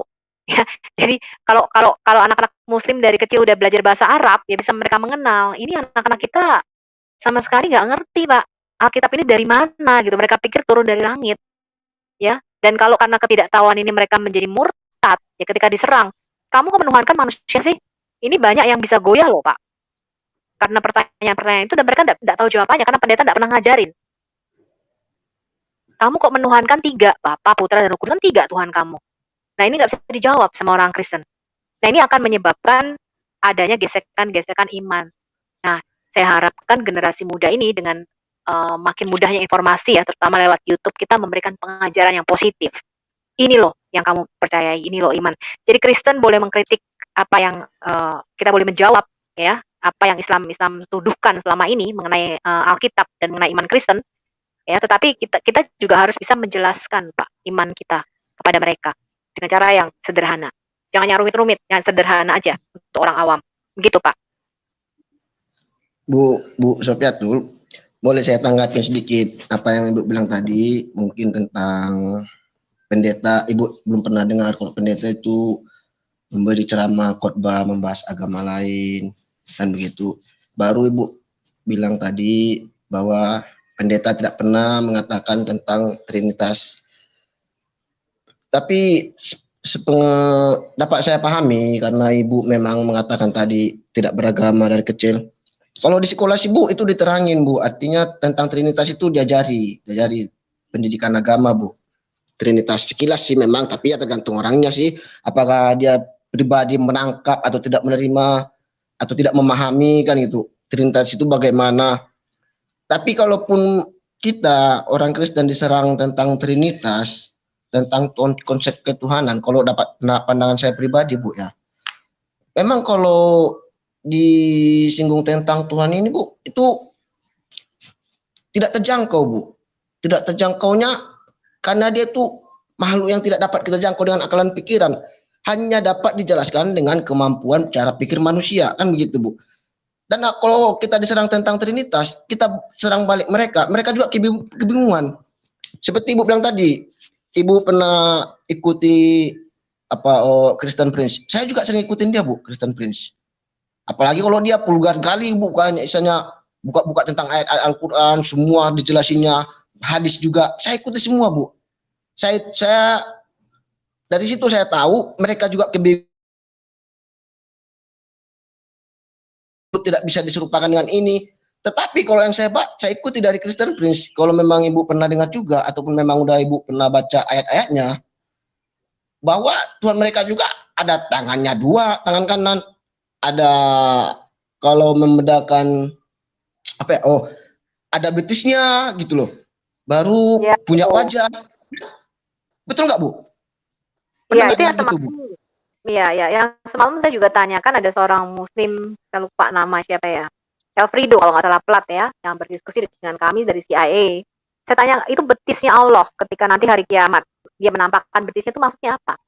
Oh, jangan ke situ dulu Bu, jangan ke betis-betis dulu Bu, yang lain dulu. Lah kan Allahmu punya wajah, Allahmu punya tangan, tangannya dua-duanya di tangan kanan.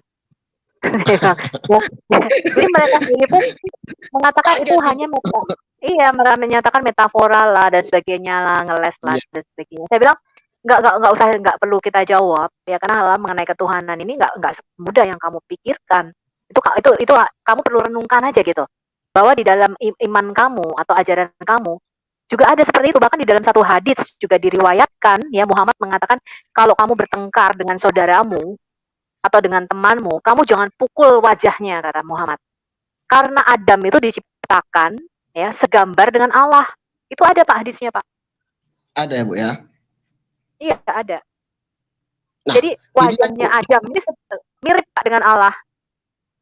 Oh, ini lagi Bu, apalagi mereka berkata gini, pernah saya ditanya gini, oh apa mungkin manusia bisa mengampuni dosa kata gitu.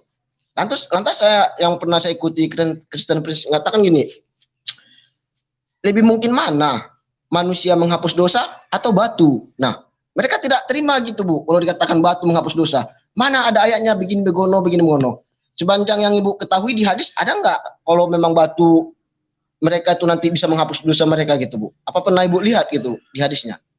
Ada Pak, justru itulah ketika mereka naik haji ya, mereka harus mencium hajar aswad itu atau mengusapnya ya. Paling nggak mengusap atau melambaikan dari jauh ya, memberikan ciuman dari jauh gitu, kiss bye gitu kepada batu hajar aswad ini.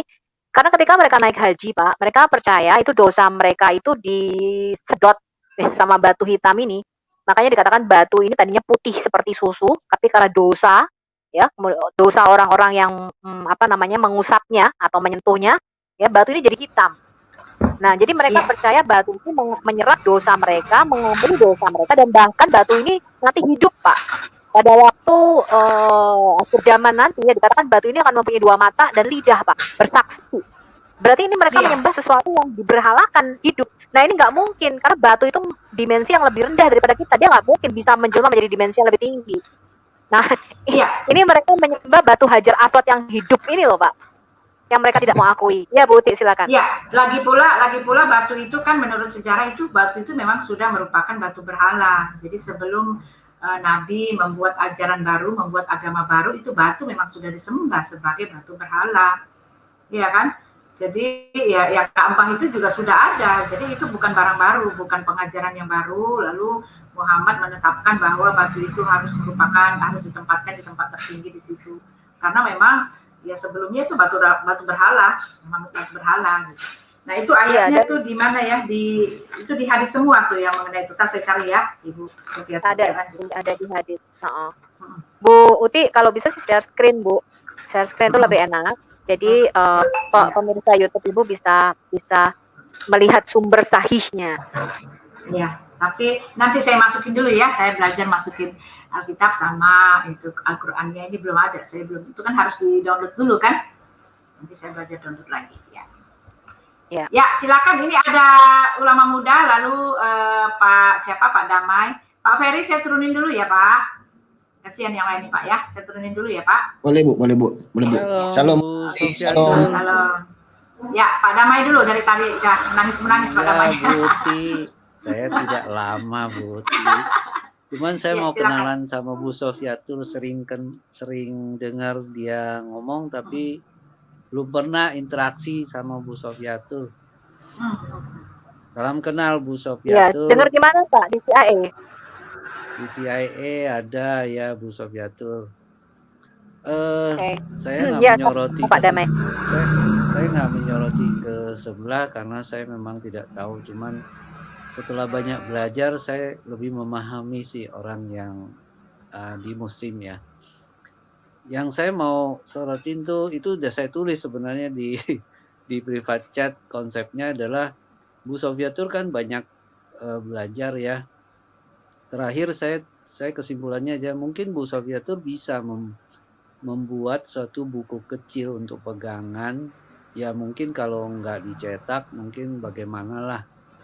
Apa sudah ada pembicaraan mengenai posisi orang Kristen yang bertumbuh dari awal sampai mencapai pada titik tertentu, lalu target iman yang diinginkan oleh Tuhan gitu loh. Jadi iman kita kan bukan cuma iman yang mengimani, kita sebagai subjek mengimani, tetapi kita bertemu dengan Tuhan, begitu kan Bu Sofiatul, benar gak sih? Iya betul, jadi kalau bagi saya kekristenan itu harus mengalami Tuhan Pak. Kalau enggak kita cuma agamawi aja. Jadi bagi saya firman itu, jadi bagi saya firman itu berkuasa. Ya, semua yang ada dari kitab Kejadian sampai Wahyu itu betul Pak. Gitu. Jadi saya pernah disembuhkan oleh Tuhan ya dari satu penyakit yang dokter katakan tidak ada obatnya pada waktu itu, sudah angkat tangan ya, dan saya harus tergantung obat bertahun-tahun pada waktu itu. Dan ketika saya cerita, bagaimana saya cerita nih, Tuhan sembuhkan saya nih, gini. Sekalipun orang Kristen mereka nggak percaya Pak. Nah ini yang Alkitab katakan Pak. Jadi mereka itu beribadah, tapi mereka mengingkari kuasa daripada ibadah itu. Jadi semua yang tertulis di dalam Alkitab kita itu bukan hanya untuk kita gosipin atau kita omongin di YouTube. Semua yang tertulis di dalam Alkitab itu harus dialami Pak. Ketika kita mengatakan Tuhan itu penyembuhku, Tuhan itu memelihara hidupku, challenge Tuhan. Tuhan lu serius gak sih ngomong begini? Ini firmanmu bener gak? Karena dia hidup Pak. Kita harus ngalami itu. Kalau kamu gak ngalami itu, iman kita gak kuat. Kita gampang murtad nanti. Karena kita gak punya ikatan pribadi, gak punya hubungan sama Tuhan. Jadi kalau bagi saya, firman Tuhan itu harus diuji Pak. Serius gak dia ngomong gini? Serius gak dia ngomong di Matius 6 nih? Jangan kamu khawatir apa yang kamu makan, minum, pakai. Dan itu terjadi di dalam hidup saya. Saya ngalami firman ini Pak. Jadi apa yang Tuhan omongkan, ya, terutama yang apa yang Tuhan Yesus katakannya dari Matius sampai kitab Yohanes, itu serius Pak, itu diuji Pak. Benerkah engkau Tuhan? Makanya saya kalau sama nginjilin gitu ya, misalnya dengan orang Muslim atau dengan orang Buddha gitu, saya saking pedenya saya bilang ini, kamu doa aja, doa minta Tuhan tunjukin siapa dia, siapa dirinya. Kalau kamu tunggu, iya dong, tantang dong Tuhan. Kalau dia hidup, ya kalau dia itu hidup, dia pasti nemuin kita. Kecuali yang kamu sembah itu berhala, mati, nggak bisa ngapa-ngapain. Iya. Tuhan kita hidup kok, ngapain gitu, ngapain kita takut. Dia tuh hidup gitu, biar dia menampakkan dirinya. Dan itu banyak orang muslim yang mengalami mujizat baik dalam mimpi, dalam penglihatan ya Bu Uti ya. Itu mereka banyak, justru banyak loh mereka ngalami Tuhan dibanding kita ini. Jarang kita ngalami penglihatan. Orang muslim banyak, Pak. Iya. Gitu. Nggak pakai teologi ya mereka ya? Nggak pakai, Pak. Mereka nggak peduli. Allah tuh 3 apa 1, 1 apa 3 nggak peduli. Taunya Yesus Tuhan gitu aja. Ada nih lagi, ada yang Ya, nelpon ya. Ada yang saya nelpon. juga Enggak, ini saya mau cerita, ada yang nelpon nih, ada nelpon kakak saya sih, ke kakak saya. Bagaimana ini Bu, saya ini muslim katanya gitu. Tapi saya mimpi ketemu Tuhan dan saya mimpi Tuhan bilang saya nanti akan Kristen katanya gitu. Ya dilayani, tetapi dia masih bingung. Saya gimana nanti kalau saya ketahuan nanti istri saya marah dong sama saya, nanti saya dicerai dong katanya gitu. Iya. Ya seperti itu, banyak muslim yang mengalami itu. Mereka ketemu Tuhan dalam mimpi, dalam penglihatan, dalam ya banyak. Iya, kalau penglihatan ya terutama di saat sujud, sholat atau misalnya kadang mereka ke Mekah itu memang jarang-jarang. Tapi kalau mimpi, di dalam mimpi itu setahu saya banyak sekali. Karena orang muslim kan tidak percaya kalau Tuhan itu bisa ngomong langsung ya. Jadi jarang banget yang sebenarnya mendapatkan Yesus langsung datang begitu. Tapi kalau lewat mimpi itu banyak sekali Bu, lewat mimpi. Saya juga bukan Kristen tadinya Bu. Saya dari Konghucu Bu. Jadi dari mana Pak? Dari Konghucu. Jadi saya pada waktu masuk kuliah itu teman-teman itu maksa saya Bu datang ke kebaktian. Jadi saya bilang karena saya udah didoktrin sama papa saya. Doktrinnya Konghucu itu lebih lama daripada Kristen. Kristen itu agamanya orang Barat gitu. Jadi kuat sekali karena itu dari orang tua gitu.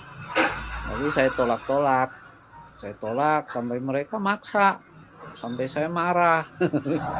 Saya marah. Terus setelah mereka marah, mereka pergi. Jadi seminggu sekali kita ada pertemuan gitu, study club lah gitu. Setelah mereka pergi, lalu hati kecil saya berkata, jadi ada suara normal lah, hati nurani lah. Mereka kan gak jahat kok saya marah gitu. Akibatnya minggu depannya saya ikut sebagai balas budi gitu. Jadi balas kesalahan lah gitu.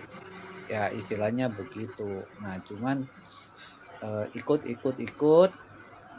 terus diajak retret gitu. Di retret itu saya merasa nyaman dan sering saya ikut retret. Akhirnya kemana-mana saya cari retret sebagai rekreasi gitu. Nah suatu malam, jadi saya ini bukan anggota gereja, belum dibaptis. Suatu malam tiba-tiba kamar saya terang sekali dan lembut. Saya waktu itu baru mau membaca Alkitab, baru buka Alkitab udah nangis gitu. Jadi agak beda memang. Udah nangis tapi nggak bisa berhenti Bu gitu. Ada tuh 15 menit, jam 11 malam lebih lah gitu. Tapi terangnya itu kayak awan, lembut. Itu nangis aja mau berhenti tapi saya nggak sedih.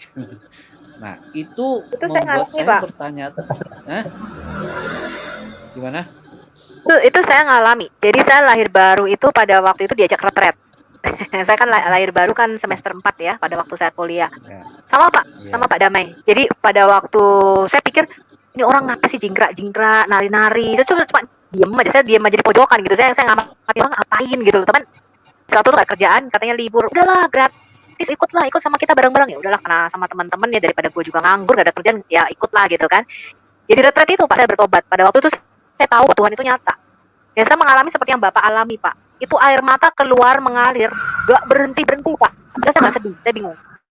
Saya ini nggak sedih, kenapa nangis? Saya bingung juga. Tapi air mata itu keluar terus Pak. Dan hadirat Tuhan itu nggak bisa dibohongi ya, nyata banget. Nah di situ saya baru tahu Pak, kalau Tuhan itu bisa bicara. Di situ saya baru tahu kalau Tuhan itu hidup. Jadi apa yang Bapak alami itu saya alami, makanya saya percaya. Iya, nah itu setelah saya ngalamin kan, jadi hati itu plong banget kan. Terus saya ingat dengan kata kirmizi dan seperti salju kan. Oh itu artinya begitu. Lalu selesai saya ngalamin itu, saya cerita sama teman saya. Rata-rata nggak percaya, nggak ngerti. Nah, karena saya baru, saya mundur. Terus mundur kan nggak ada damai tuh. Jadi nggak ada damai di hati waktu itu. Terus ngalamin sakit. Wah, saya bilang gawat nih kalau begini. Akhirnya saya cari lagi kelompok lain yang untuk belajar hal lain, hal yang lebih gitu. Nah, melalui proses itu lama-lama baru ngerti bahwa oh ini Tuhan berbicara seperti ini gitu. Melalui hati. Tiba-tiba waktu lagi di kantor kerja itu muncul suaranya. Roh Tuhan ada pada aku gitu. Duh, saya bingung ini suara dari mana gitu ya. Jadi ngalamin, tapi bukan cuman itu. Ada waktu itu ada dosen yang punya masalah pacar dengan orang luar, yang orang luar itu meminta saya jadi saksi mereka akan berbunuhan. Nah, itu Tuhan kasih PR langsung. Itu nggak lama dari hari pertobatan itu, mereka itu udah mau bunuhan. Yang cerita sama saya ini musuhnya si dosen itu. Sampai tengah malam dia cerita, dan saya seperti orang bengong aja, dia tarik saya untuk cerita dan besok mau jadi saksi. Lalu saya berdoa, saya bilang, Tuhan, kalau Tuhan mau pakai, pakailah. Nah, ketika mereka besok datang, mau ke lapangan, tapi dia juga udah ngomong, saya udah mau kirim santet, tinggal telepon, bayar 200.000, dia ini akan mati, disantet oleh dukun gitu. Nah, waktu dia datang, mereka kan senior, saya junior gitu. Saya bilang tunggu dulu. Jadi seperti saya ada wibawa yang kuat, mereka tunduk. Saya bilang tunggu dulu, duduk dulu. Lalu saya bilang, siapa yang mau bicara dulu? Nah, dosen itu bicara karena itu kan pacarnya si yang orang luar itu. Nah, ketika dia ngomong, lalu saya tanya, kalau begitu kamu mau ngelapasin nggak hubungan dengan pacarnya dia? Terus dosen itu bilang mau. Nah, karena mau, ya udah selesai, nggak ada masalah. Terus diterima, akhirnya damai kan. Nah, waktu mereka damai, lalu teringatlah kata-katanya, berbahagialah orang yang membawa damai, mereka akan disebut anak Allah. Nah, benar kata Bu Sofiatur, sebenarnya kata-kata yang Ibu Sofiatur itu, hidup kita beriman ini menggenapi ayat demi ayat. Nah, tapi itu jarang sekali secara jelas diajarkan oleh di gereja. Waktu itu saya katekisasi, saya nggak mendapatkan hal itu gitu. Setelah saya ngalamin ini, saya baru katekisasi. Tapi kesan yang kuat oleh kehadiran Roh Tuhan waktu mengalaminya, itu nggak bisa lupa. Dan di dalam hati itu menggebu sukacitanya gitu. Tapi waktu itu saya kan belum ngerti, saya baru. Tapi itu nikmat sekali. Indah sekali sebenarnya. Nah, kayaknya memang nggak ada jalan keluar, harus mengalami seperti Bu Sofiatur katakan. Nah, itu yang saya tangkap. Tapi sekarang saya pikir seperti visinya Bu Sofiatur ya, mungkin orang-orang Kristen tuh harus tahu posisi dia. Ketika dia dibaptis, dia menyatakan diri untuk bertobat, untuk menghadap berjalan ke arah Tuhan. Tapi ada yang mata rohaninya belum terbuka, sehingga dia nggak dia belum dibaptis oleh Roh Tuhan gitu. Jadi Roh Tuhan nggak bisa nuntun. Dalam arti seperti itu ya, itu pengertian saya aja. Nah, jadi ini adalah hal yang penting karena apa? Mereka nggak ngalamin Tuhan itu hidup. Jadi ya imannya jadi beda. Kalau diajak ngomong, pasti orang yang demikian pasti banyak pertanyaan tentang Tuhan. Karena dia belum terkoneksi gitu. Ya mungkin ya seperti itu, senang bisa sharing dengan Ibu dulu. Saya kira ya, luar biasa ya. Iya. Ya kalau kita semua ya, kita semua di sini punya pengalaman yang luar biasa ya dengan Yesus ya. Saya juga tuh kalau dengar lagu nangis sendiri. Padahal saya bilang saya nangisin apa gitu ya. Kalau dengar ada lagu yang menyentuh hati, yang betul-betul yang mewakili saya, wah nangis. Gitu. Nah sekarang ini juga kita sedang menangis ya, lihat ada pemboman lagi gitu. Ya teman-teman, ini ada ulama muda. Oke, nah ini dia. Saya mundur dulu deh ya. Biarin makasih, Terima kasih Bu Sofiatur. Ya. Salam buat teman-teman Aditya, Pak Ulama, silakan. Ya, makasih. Sama-sama.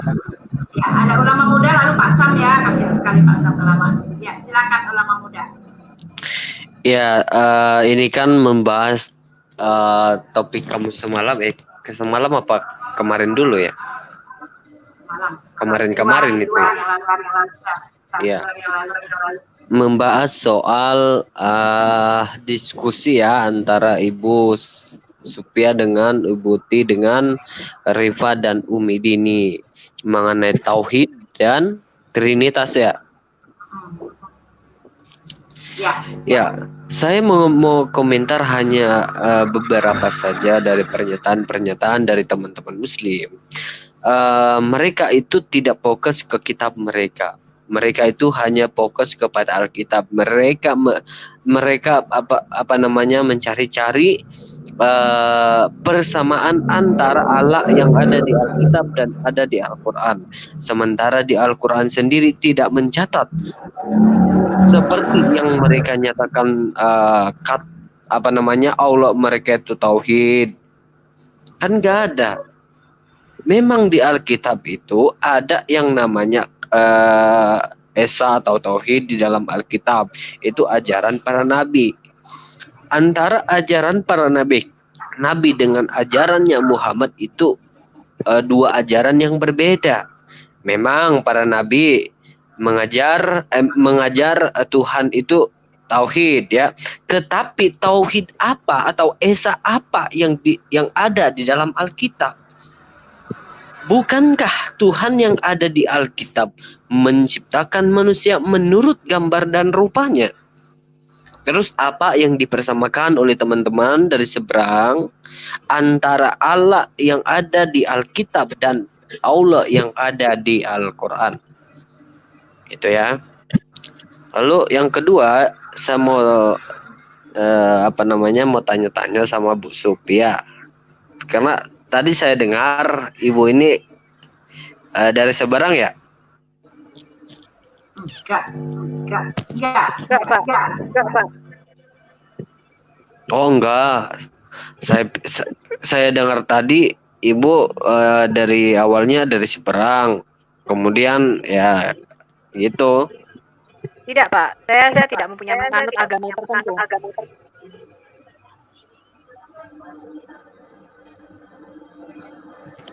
Ini itu di itu kenapa pula? Ulama muda kenapa kamu selalu ulama muda kok suaranya nih ulama muda? Kenapa ya? Suara ininya selalu eko gitu ulama muda. Ya. Ya, silakan. Oh, jadi pada awalnya memang nggak ada yang namanya keagamaan tertentu ya, Bu ya. Baru di dalam Keluarga saya tidak ada. Keluarga saya nggak pernah kemana-mana, Pak. Oh, oke. Di sini. Oke, di sini mungkin kita kedatangan tamu dan teman ini sering kali udah ya di sini ya. Aditya, mungkin kali ini minta dibaptis atau gimana, Aditya? Aditya ini Ajun bukan ya? Bukan. Oke, teman-teman yang saya hormati, dimanapun Anda berada, maupun yang di live chat, selamat malam semuanya. Saya sangat senang sekali masuk ke sini, sekaligus grogi, khawatir ditanya pertanyaan yang sulit seperti itu. Sebelum saya lanjut, saya ingin mengucapkan berbelasungkawa dulu atas kejadian di Makassar, dan semoga keluarga yang ditinggalkan bisa tabah dan sabar dalam menghadapi musibah seperti ini. Ya. Saya rasa agama manapun di dunia itu tidak mengajarkan hal yang demikian. Kita harus lebih selektif dalam mencerna informasi baik dari Allah maupun dari luar. Jangan sampai kita termakan isu politik. Kejadian di Makassar itu tidak mewakili agama manapun. Kita negara yang multi etnis ini jangan sampai dipecah belah oleh negara lain. Mari kita jaga kerukunan yang sudah ada selama ini. Semoga negara kita tidak seperti negara-negara di luar sana yang mudah diadu domba seperti itu. Saya rasa yang komen-komen di bawah mohon untuk tidak menghina. dan mari kita menjaga kerukunan itu masing-masing. Tidaklah benar jika dikatakan orang Islam itu beragama hanya berdasarkan mimpi-mimpi seperti tadi ya, yang pernah saya dengar tadi. Dikatakannya bahwa Islam itu lebih mengutamakan mimpi, sesuatu yang gaib, itu tidak dibenarkan. Bahkan dalam Islam itu mempercayai perdukunan dan sebagainya itu dianggap musyrik. Pak Aditya salah dengar Pak, sebentar, saya interupsi sebentar. Banyak di tim saya ya dari Islam itu mereka masuk ke Kristen karena melihat Yesus di dalam mimpi Pak. Jadi Yesus itu mendatangi mereka di dalam mimpi. Karena menurut orang Islam Tuhan itu hanya bisa bicara lewat mimpi. Jadi itu lewat mimpi itu banyak sekali Pak. Orang Muslim didatangi Tuhan Yesus. Itu maksud kami ya. Oke, saya hargai itu.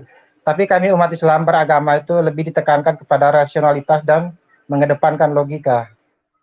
Demikian lalu kalau untuk dalam pemahaman Islam, selain kami beriman kepada kitab dan hadis-hadis kami seperti itu. Apa yang disampaikan oleh ulama muda tadi yang mengatakan bahwasanya orang Islam sering mencari pembenaran di Alkitab untuk mendukung kebenaran nabinya dan Allahnya, saya rasa itu tidak benar. Kami umat Islam cukup beriman kepada Al-Quran dan hadis saja, dan kami tidak mau mencari pembenaran di agama manapun. Karena bagi kami, agama kami sudah sempurna. Seperti itu. Jadi janganlah jangan menuduh lagi bahwasanya kami mengais-ngais ayat Bible untuk membenarkan keyakinan kami. Saya rasa Anda salah besar. Orang Islam. Maaf kalau dibilang bukan mengais-ngais. Sebentar Bu. Sebentar Bu. Begini Aditya, teman-teman ente di WA ya. Kalau di Zoom, terutama di Zoom ya. Kalau mereka itu ngajak diskusi dengan orang-orang Kristen, mereka itu lebih mempertikaikan dari Alkitab, seolah-olah antara Allah yang ada di Alkitab dengan Al-Quran itu adalah Allah yang sama, gitu loh. Jadi selalunya teman-teman kamu itu ya selalu mengoreksi Alkitab. Oke. Nah, dengan begitu saya rasa ya iman kamu itu nggak kuat kalau di Al-Quran aja, karena kamu tidak fokus dari Al-Quran ketika kita diskusi gitu loh. Masih ada keraguan sehingga kalian mau mencari-cari di Alkitab, oh ini kan begini begitu bla bla bla bla bla bla begitu. Oke, gak ada kekuatan keimanan kamu di Al-Quran karena gak jelas. Oke, begini kawan. Karena ada dunia apologet Kristen dan adanya dunia apologet Muslim, hal itu ya dianggap wajar aja. Sebenarnya saya sendiri ya banyak memiliki pertanyaan-pertanyaan di Alkitab, tapi saya tak mau bertanya di sini. Mungkin saya tunggu momen yang bagus. Soalnya Bu Uti juga, Bu Uti. Ya, soalnya Buti juga sudah punya planning mau buat acara sama saya, seperti nanti akan saya bertanya habis-habisan. Situ jadi ulama muda jadi penonton aja. Kalaupun ulama muda mengatakan kami umat Islam meragukan keyakinan kami, saya rasa Anda salah besar. Ya, jadi kita jangan debat di sini karena kita kedatangan tamu ya yang super luar biasa. Ya Bu, jangan debat Bu. Saya udah bilang Aditya nanti kita punya ini CH2 sama saya besok ya, kita atur waktu ya. Siap. Jadi say hello aja Aditya, say hello dan ucapkan ininya bela sungkawa untuk ini ya. Jangan debat ya. Siap. Ulama muda. Ya, lalu tanggapan Pak Ibu Sofiatul gimana tentang Aditya ini yang mengatakan bahwa yang memberikan pesan bela sungkawa, tanggapannya apa Ibu Sofiatul? Ibu Sofi, Mbak Sofi, oh ya di mute, dilepas mute-nya Sofi. Ya, tanggapan Ibu tentang ini nih, yang tentang bom ini. Iya Bu, nanti kita jam berapa ya? Mungkin jam 7 nih, nanti kita akan mulai di channel CIA ya, Central of Indonesia Apologetic, membahas mengenai hal ini, mengenai apakah terorisme ini berakar pada ajaran Islam atau tidak. Ya, jadi apa sih yang menyebabkan memotivasi mereka melakukan hal-hal ini. Dan ini memang harus terus-menerus kita edukasi. Ya, teman-teman join ya di CIA, selain di CIA di teolog kontekstual juga ada pasti ya. Oh enggak, di CIA. Iya. Teolog kontekstual juga ada. Oke, Bu, kalau udah mulai nanti kirimin link ke saya ya. Saya ingin ingin nyimak gitu. Saya juga ingin ngoreksi kitab mereka tentang ajaran yang enggak itu. Kebencian dan lain-lain sebagainya itu banyak di Al-Quran itu. Oke, saya tanggapi sedikit ya. Untuk ulama muda, tolong di-mute-kan mic-nya, soalnya situ pakai HP kurang bagus itu soalnya. Makanya sering feedback. Begini, untuk masalah kasus terorisme, kita tuh harus lebih selektif. Kita harus bisa memisahkan mana agama, mana politik. Kita ambil contoh ya, kasusnya Osama bin Laden. Siapa sih Osama bin Laden itu? Apa sih Al-Qaeda itu? Itu Al-Qaeda dulu, awal mulanya itu yang bentuk itu Amerika sendiri. Aduh, sudah. Bu, izin Bu, kembali ke topik Bu. Iya, balik topik ya. Aditya, nanti sendiri aja. Nanti. Denialnya nanti aja, sisi tersendiri. Ya, Aditya nanti saya kasih linknya masuk ke CIA ya, kita bahas itu. Nah, sekarang Pak Sam, saya ini dulu ya, Aditya nanti masuk CIA, ntar malam jam 7 untuk bahas itu, untuk memberi klarifikasi. Dan nanti saya kasih linknya, karena saya juga anggota CIA ya. Nah, setelah itu Pak Sam dan Ibu Sofiatul juga mau siap-siap ya teman-teman, sebentar jam 7 dia harus pindah ya. Jadi ini Pak Sam silakan bicara Pak, tinggal ada 2 orang lagi di bawah kita nih. Silakan Pak Sam. Terima kasih Ibu Tri dan Ibu Sofiatul. Salam semuanya. Menarik ya, tadi saya nonton sedikit hasil perdebatan itu, bagaimana muslimah tadi begitu ringan menyebut kata Hasem dan Dafar Hasem. Kita tahu bahwa beberapa ada, saya teman-teman juga menyebutnya Yahudi TikTok ya, yang ada di aplikasi TikTok itu Yahudi TikTok. Mereka mungkin mengenalkan terminologi Hasem dan Dafar Hasem tadi. Dan menarik juga muslimah atau teman muslim tentu tidak menanyakan bahwa Yahudi TikTok tersebut apakah mereka yang mengatakan Uzair sebagai putra Allah atau bukan. Nah, itu kita belum melihat perdebatan tersebut.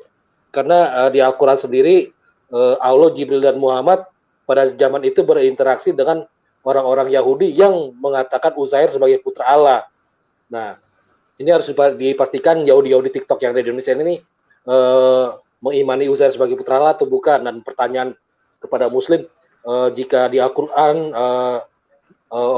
itu berinteraksi dengan orang Nasrani, yaitu yang memiliki triteis Allah, Isa dan Maryam, Maryam adalah ibunya Isa, maka pertanyaannya adalah siapakah ibunya Uzair? Nah itu. Nah menarik ini, kalau Yahudi itu kan mengenal yang namanya konsep Debar Hasem atau itu Mamre ya, kalau bahasa mereka. Jadi firmannya Hasem, Membra. Debar Hasem atau Membra itu jadi di ke Yahudi dan kita tuh memiliki konsep yang sama, dalam arti begini, Allah itu hidup, Allah itu kekal. Nah berbeda dengan Muslim, kalau dibilang apakah Allah itu hidup, selalu dia mengatakan Allah tidak serupa dengan makhluknya, dengan ciptaannya, dalam arti manusia hidup maka Allah tidak bisa disebut hidup, hewan-hewan hidup maka Allah tidak bisa hidup. Maka jika ditanya apakah Allah hidup, mereka tidak menjawab dan kesana kemari. Tapi kalau ditanya apakah Allah itu kekal, iya, mereka menjawab kekal. Sedangkan kekal dan hidup itu adalah satu paket. Tidak bisa dikatakan kekal apabila dia tidak hidup, seperti itu kan. Kekal itu adalah berarti tentang hidup yang tidak berakhir, hidup yang selama-lamanya, hidup yang sejak semula ada dan hidup untuk seterusnya. Nah itu namanya kekal. Dan Yahudi dan kita memiliki konsep yang sama, dalam arti gini, yang keluar dari kekal maka dia itu kekal. Nah ketika penciptaan yang melakukan itu adalah yang keluar dari si Allah yang kekal tadi, mengeluarkan firman yang kekal, lalu firman tersebut, firman itulah yang menjadikan ciptaan-ciptaan tadi. Itu dengan Yahudi, dan dengan Islam itu berbeda. Kemarin kan ada yang siapa namanya akal sehat atau siapa mengatakan firman Allah itu seperti ini, berfirmanlah Allah jadilah bumi, maka firman Allah itu menjadi bumi. Berfirman Allah jadilah matahari, lalu firman Allah itu menjadi matahari. Maka Allah itu yang tidak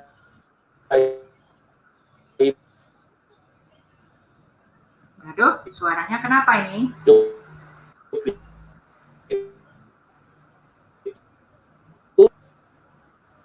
Dan dengar Bu? Ya, silakan Pak. Ya, jadi firman-Nya itu tidak kekal. Menjadi pertanyaan, apakah Allah itu kekal? Nah, ini menarik. Kenapa Yahudi TikTok itu? Yahudi TikTok itu ada di sana, sedangkan konsep Yahudi dengan Kristo Yudaisme itu sangat mirip. Hanya berbeda apakah mereka menerima Yesus sebagai Tuhan Hasem atau tidak, itu saja. Nah, ini fenomena yang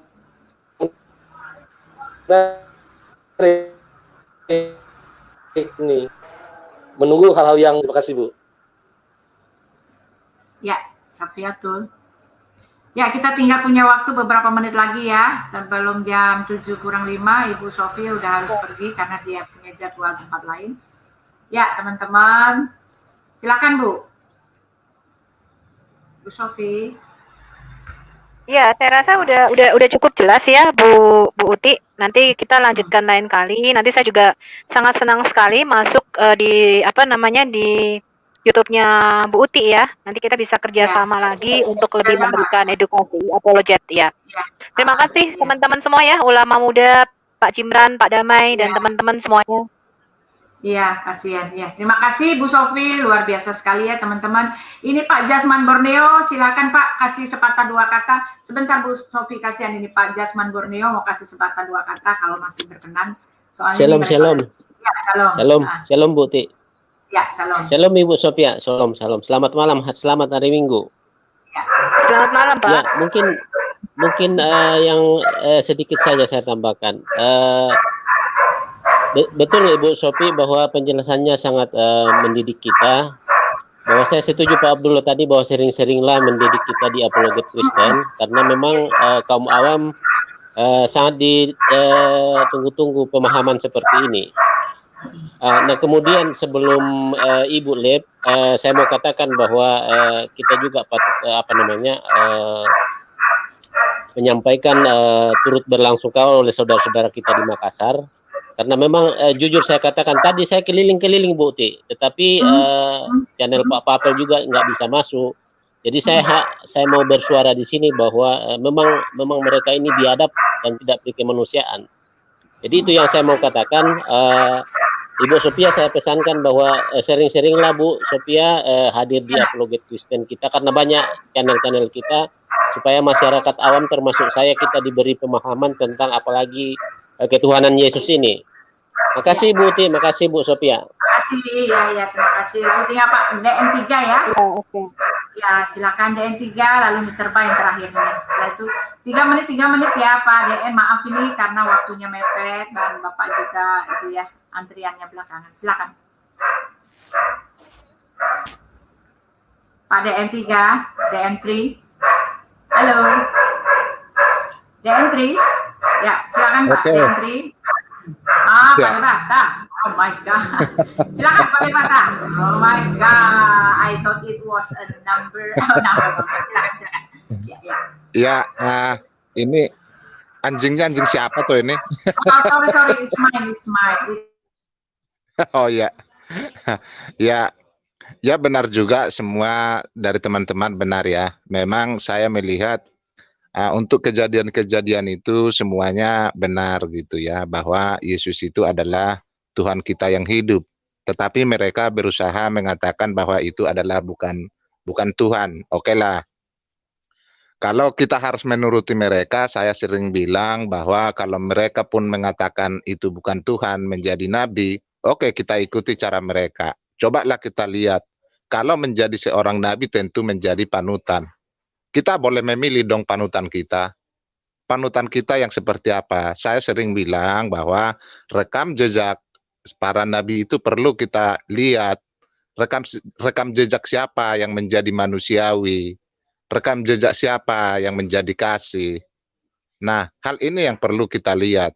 Kalaupun harus Anda mengatakan seperti itu dari pihak keagamaan sebelah, mungkin kami tidak akan juga berpikir kepada memilih orang yang rekam jejaknya buruk gitu ya. Nah, jadi kalau kita memilih rekam jejaknya buruk, akhirnya kita juga tumpul cara berpikirnya gitu. Saya berpikir saya harus memilih yang punya kasih yang besar, punya kasih yang bermotivasi besar untuk kemanusiaan, yang tidak melanggar hak asasi manusia. Itulah menjadi pilihan kami.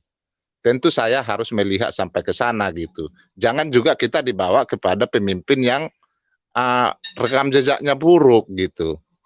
Namanya buruk nggak usah dipelajari ya bisa saja.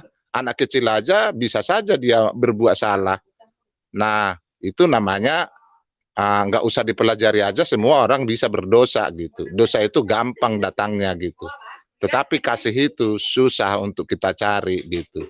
Tetapi ada teladan bagi kami, yaitu guru kami. Kalau itu yang mereka katakan, kami punya guru yang memberikan kami itu kasih, teladan, jalan yang benar gitu, hati yang terang gitu. Jadi tolong kepada mereka, kalaupun harus mengikuti kalian, kami tetap menjadi pengikut Yesus Kristus gitu. Bukan memilih nabi yang buruk rekam jejaknya gitu. Atau misalnya Sulaiman gitu. Istrinya aja 1000, ngasih makan nggak dia itu? Walaupun itu benar nabi, tetapi kami tidak memilih itu menjadi cahaya terang bagi kami gitu. Mungkin itu yang menjadi pertimbangan kepada semua orang. Kalaupun harus memilih sesuatu yang dia imani, pilihlah rekam jejak yang bagus.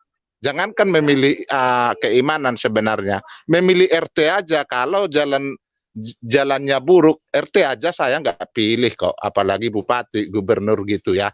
Nah ini mungkin yang saya sampaikan kepada semua orang, supaya kita melihat semua orang itu dari hasil buahnya, perbuatannya gitu. Nah mungkin itu, terima kasih Bu Uti dan teman-teman yang lainnya. Kalau mau menanggapi, silahkan tanggapi rekam jejak yang saya katakan. Ya, Oke, terima kasih. Pak. Ya, ini tinggal Pak Jasman Borneo tadi udah bicara ya Pak. Tinggal satu lagi setelah itu kita selesai. Pak Jasman Borneo, setelah itu Pak Mr. BMB. Silakan Pak Jasman. Tadi udah bicara kan? Halo Pak Jasman. Pak Jasman. Ya, halo Bu. Tadi ya, saya sudah Bu. Mungkin tadi yang mau tanya Bu, yang mau lip nanti channelnya apa Bu?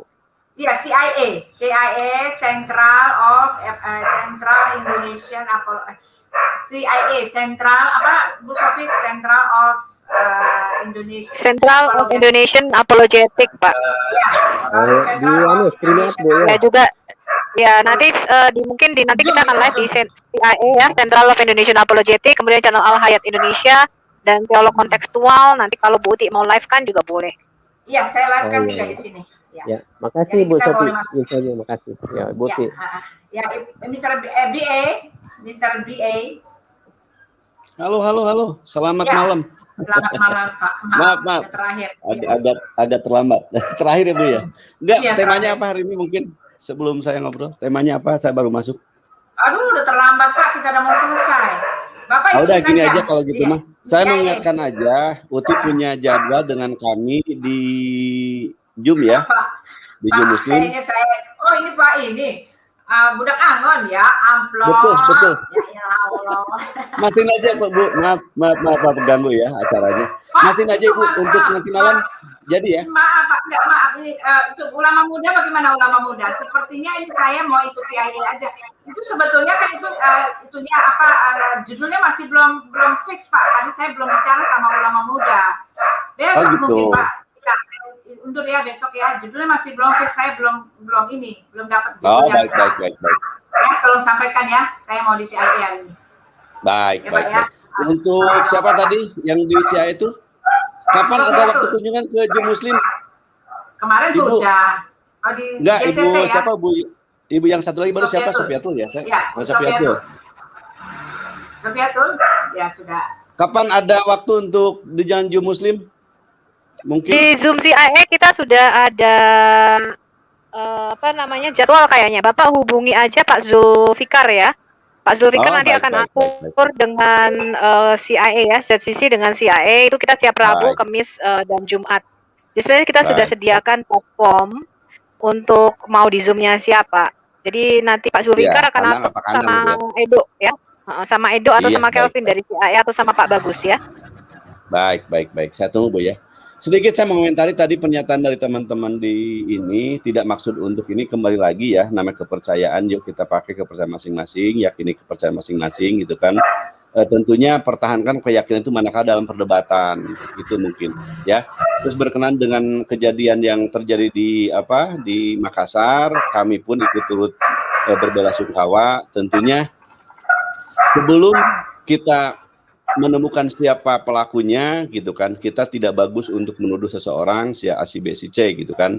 Karena itu artinya apa? Artinya nanti pelaku utama merupakan orang-orang yang jelas-jelas mereka adalah apakah dia pesanan atau dia benar-benar pelaku utama, dalam artian tanpa pesanan pun akhirnya dia berlenggang kangkung. Itu mungkin sedikit nasihat dari teman-teman ke teman-teman gitu kan. Jadi kejahatan itu harus ditangkap sebagai orang jahatnya gitu ya, bukan pionnya gitu ya. Apalagi kita salah dalam menuduh kan. Katakanlah gitu kan, di antara teman-teman hari ini polisi pun belum menentukan siapa penjahatnya gitu kan, terus kita udah menuduh, bisa jadi tuduhan itu salah dan akhirnya si pelakunya malah ketawa gitu ya, karena kita paham dan sadar bahwa kejadian ini bukan berulang, bukan sekali ini gitu kan, dan berulang-ulang gitu. Mungkin selama ini kita terlalu cepat menuduh sehingga si pelakunya malah tertawa gitu ya. Saya pesankan sebagai anak bangsa tentunya kita cari kesalahan ini, siapa yang salah, kita cari kesalahan tadi dan kita perbaiki yang salah gitu ya, bukan mencari-cari kambing hitam yang akibatnya sekali lagi saya katakan ini akan terulang ya. Kalau saya lebih cenderung begitu. Dan kami pun hari ini di Jum Muslim pun belum berani mengadakan semacam apapun itu gitu ya, termasuk tadinya mau mengkantor kalian atau tapi saya pikir lagi untuk apa gitu, dari polisian belum ada dan kami belum ada hak untuk itu. Jadi sedikit aja untuk klarifikasi kepada Ibu Watimena dan Monica ya, dari kami dari Muslim hari ini belum berani bersikap apapun ya. Kami menunggu bagaimana dari polisi dan kami nanti hari ini hanya sebatas pengenalan aja. Tolong berhati-hati dalam berkomentar, tolong berhati-hati dalam menuduh, karena belum tentu yang lagu lama. Nggak apa-apa, tapi ini hanya mengingatkan saja. Terserah, nanti akan terjadi lagi besok begitu lagi gitu ya. Kenapa pelaku utama nggak ditangkap atau pelakunya masih tertawa dan bergembira gitu? Karena kita telah diadukan gitu ya. Itu ya nasihat saya untuk pribadi saya juga ke teman-teman ya. Jadi jangan sampai kita terjadi fiksi gara-gara kesalahpahaman. Ya, cukup baik kami Al-Quran sebagai petunjuk hidup dan insya Allah inilah kebenaran gitu ya. Dan kami berusaha untuk menjadikan Jum ini tempat bagi kita untuk sama-sama beradu argumen gitu ya. Itu Uti Watimena, makasih banyak waktunya. Maaf saya mungkin hari ini baru sekarang saya bisa main-main ke tempat Ibu. Makasih banyak Uti Watimena ya. Pak Kismin, makasih banyak. Saya tunggu. Keberadaannya ke Jum Muslim. Baik, terima kasih. Salam, selamat malam. Ya teman-teman, terima kasih ya untuk hadirannya, istimewa buat Mbak Sofiatul Azhara, luar biasa sekali ya, kita punya narasumber yang luar biasa hari ini. Teman-teman, kita akan berpisah ya. Terima kasih buat yang ada di live chat, terima kasih buat yang mendengarkan, terima kasih buat kebaikan Tuhan dalam hidup kita ya. Kita pisah dulu, nanti kita akan bertemu lagi. Mari kita rame-rame ya, kunjungi CIA. Kalau nggak ketemu di CIA, kita langsung kunjungi di itu ya Pak, Al Hayat Indonesia, karena juga akan direlay. Kalau saya belum tahu nih, ternyata saya punya janji ternyata, jadi saya mau konfirmasi dulu. Kalau saya nggak jadi, saya akan gabung juga di CIA. Ya, terima kasih, Tuhan Yesus berkati kita. Selamat malam teman-teman.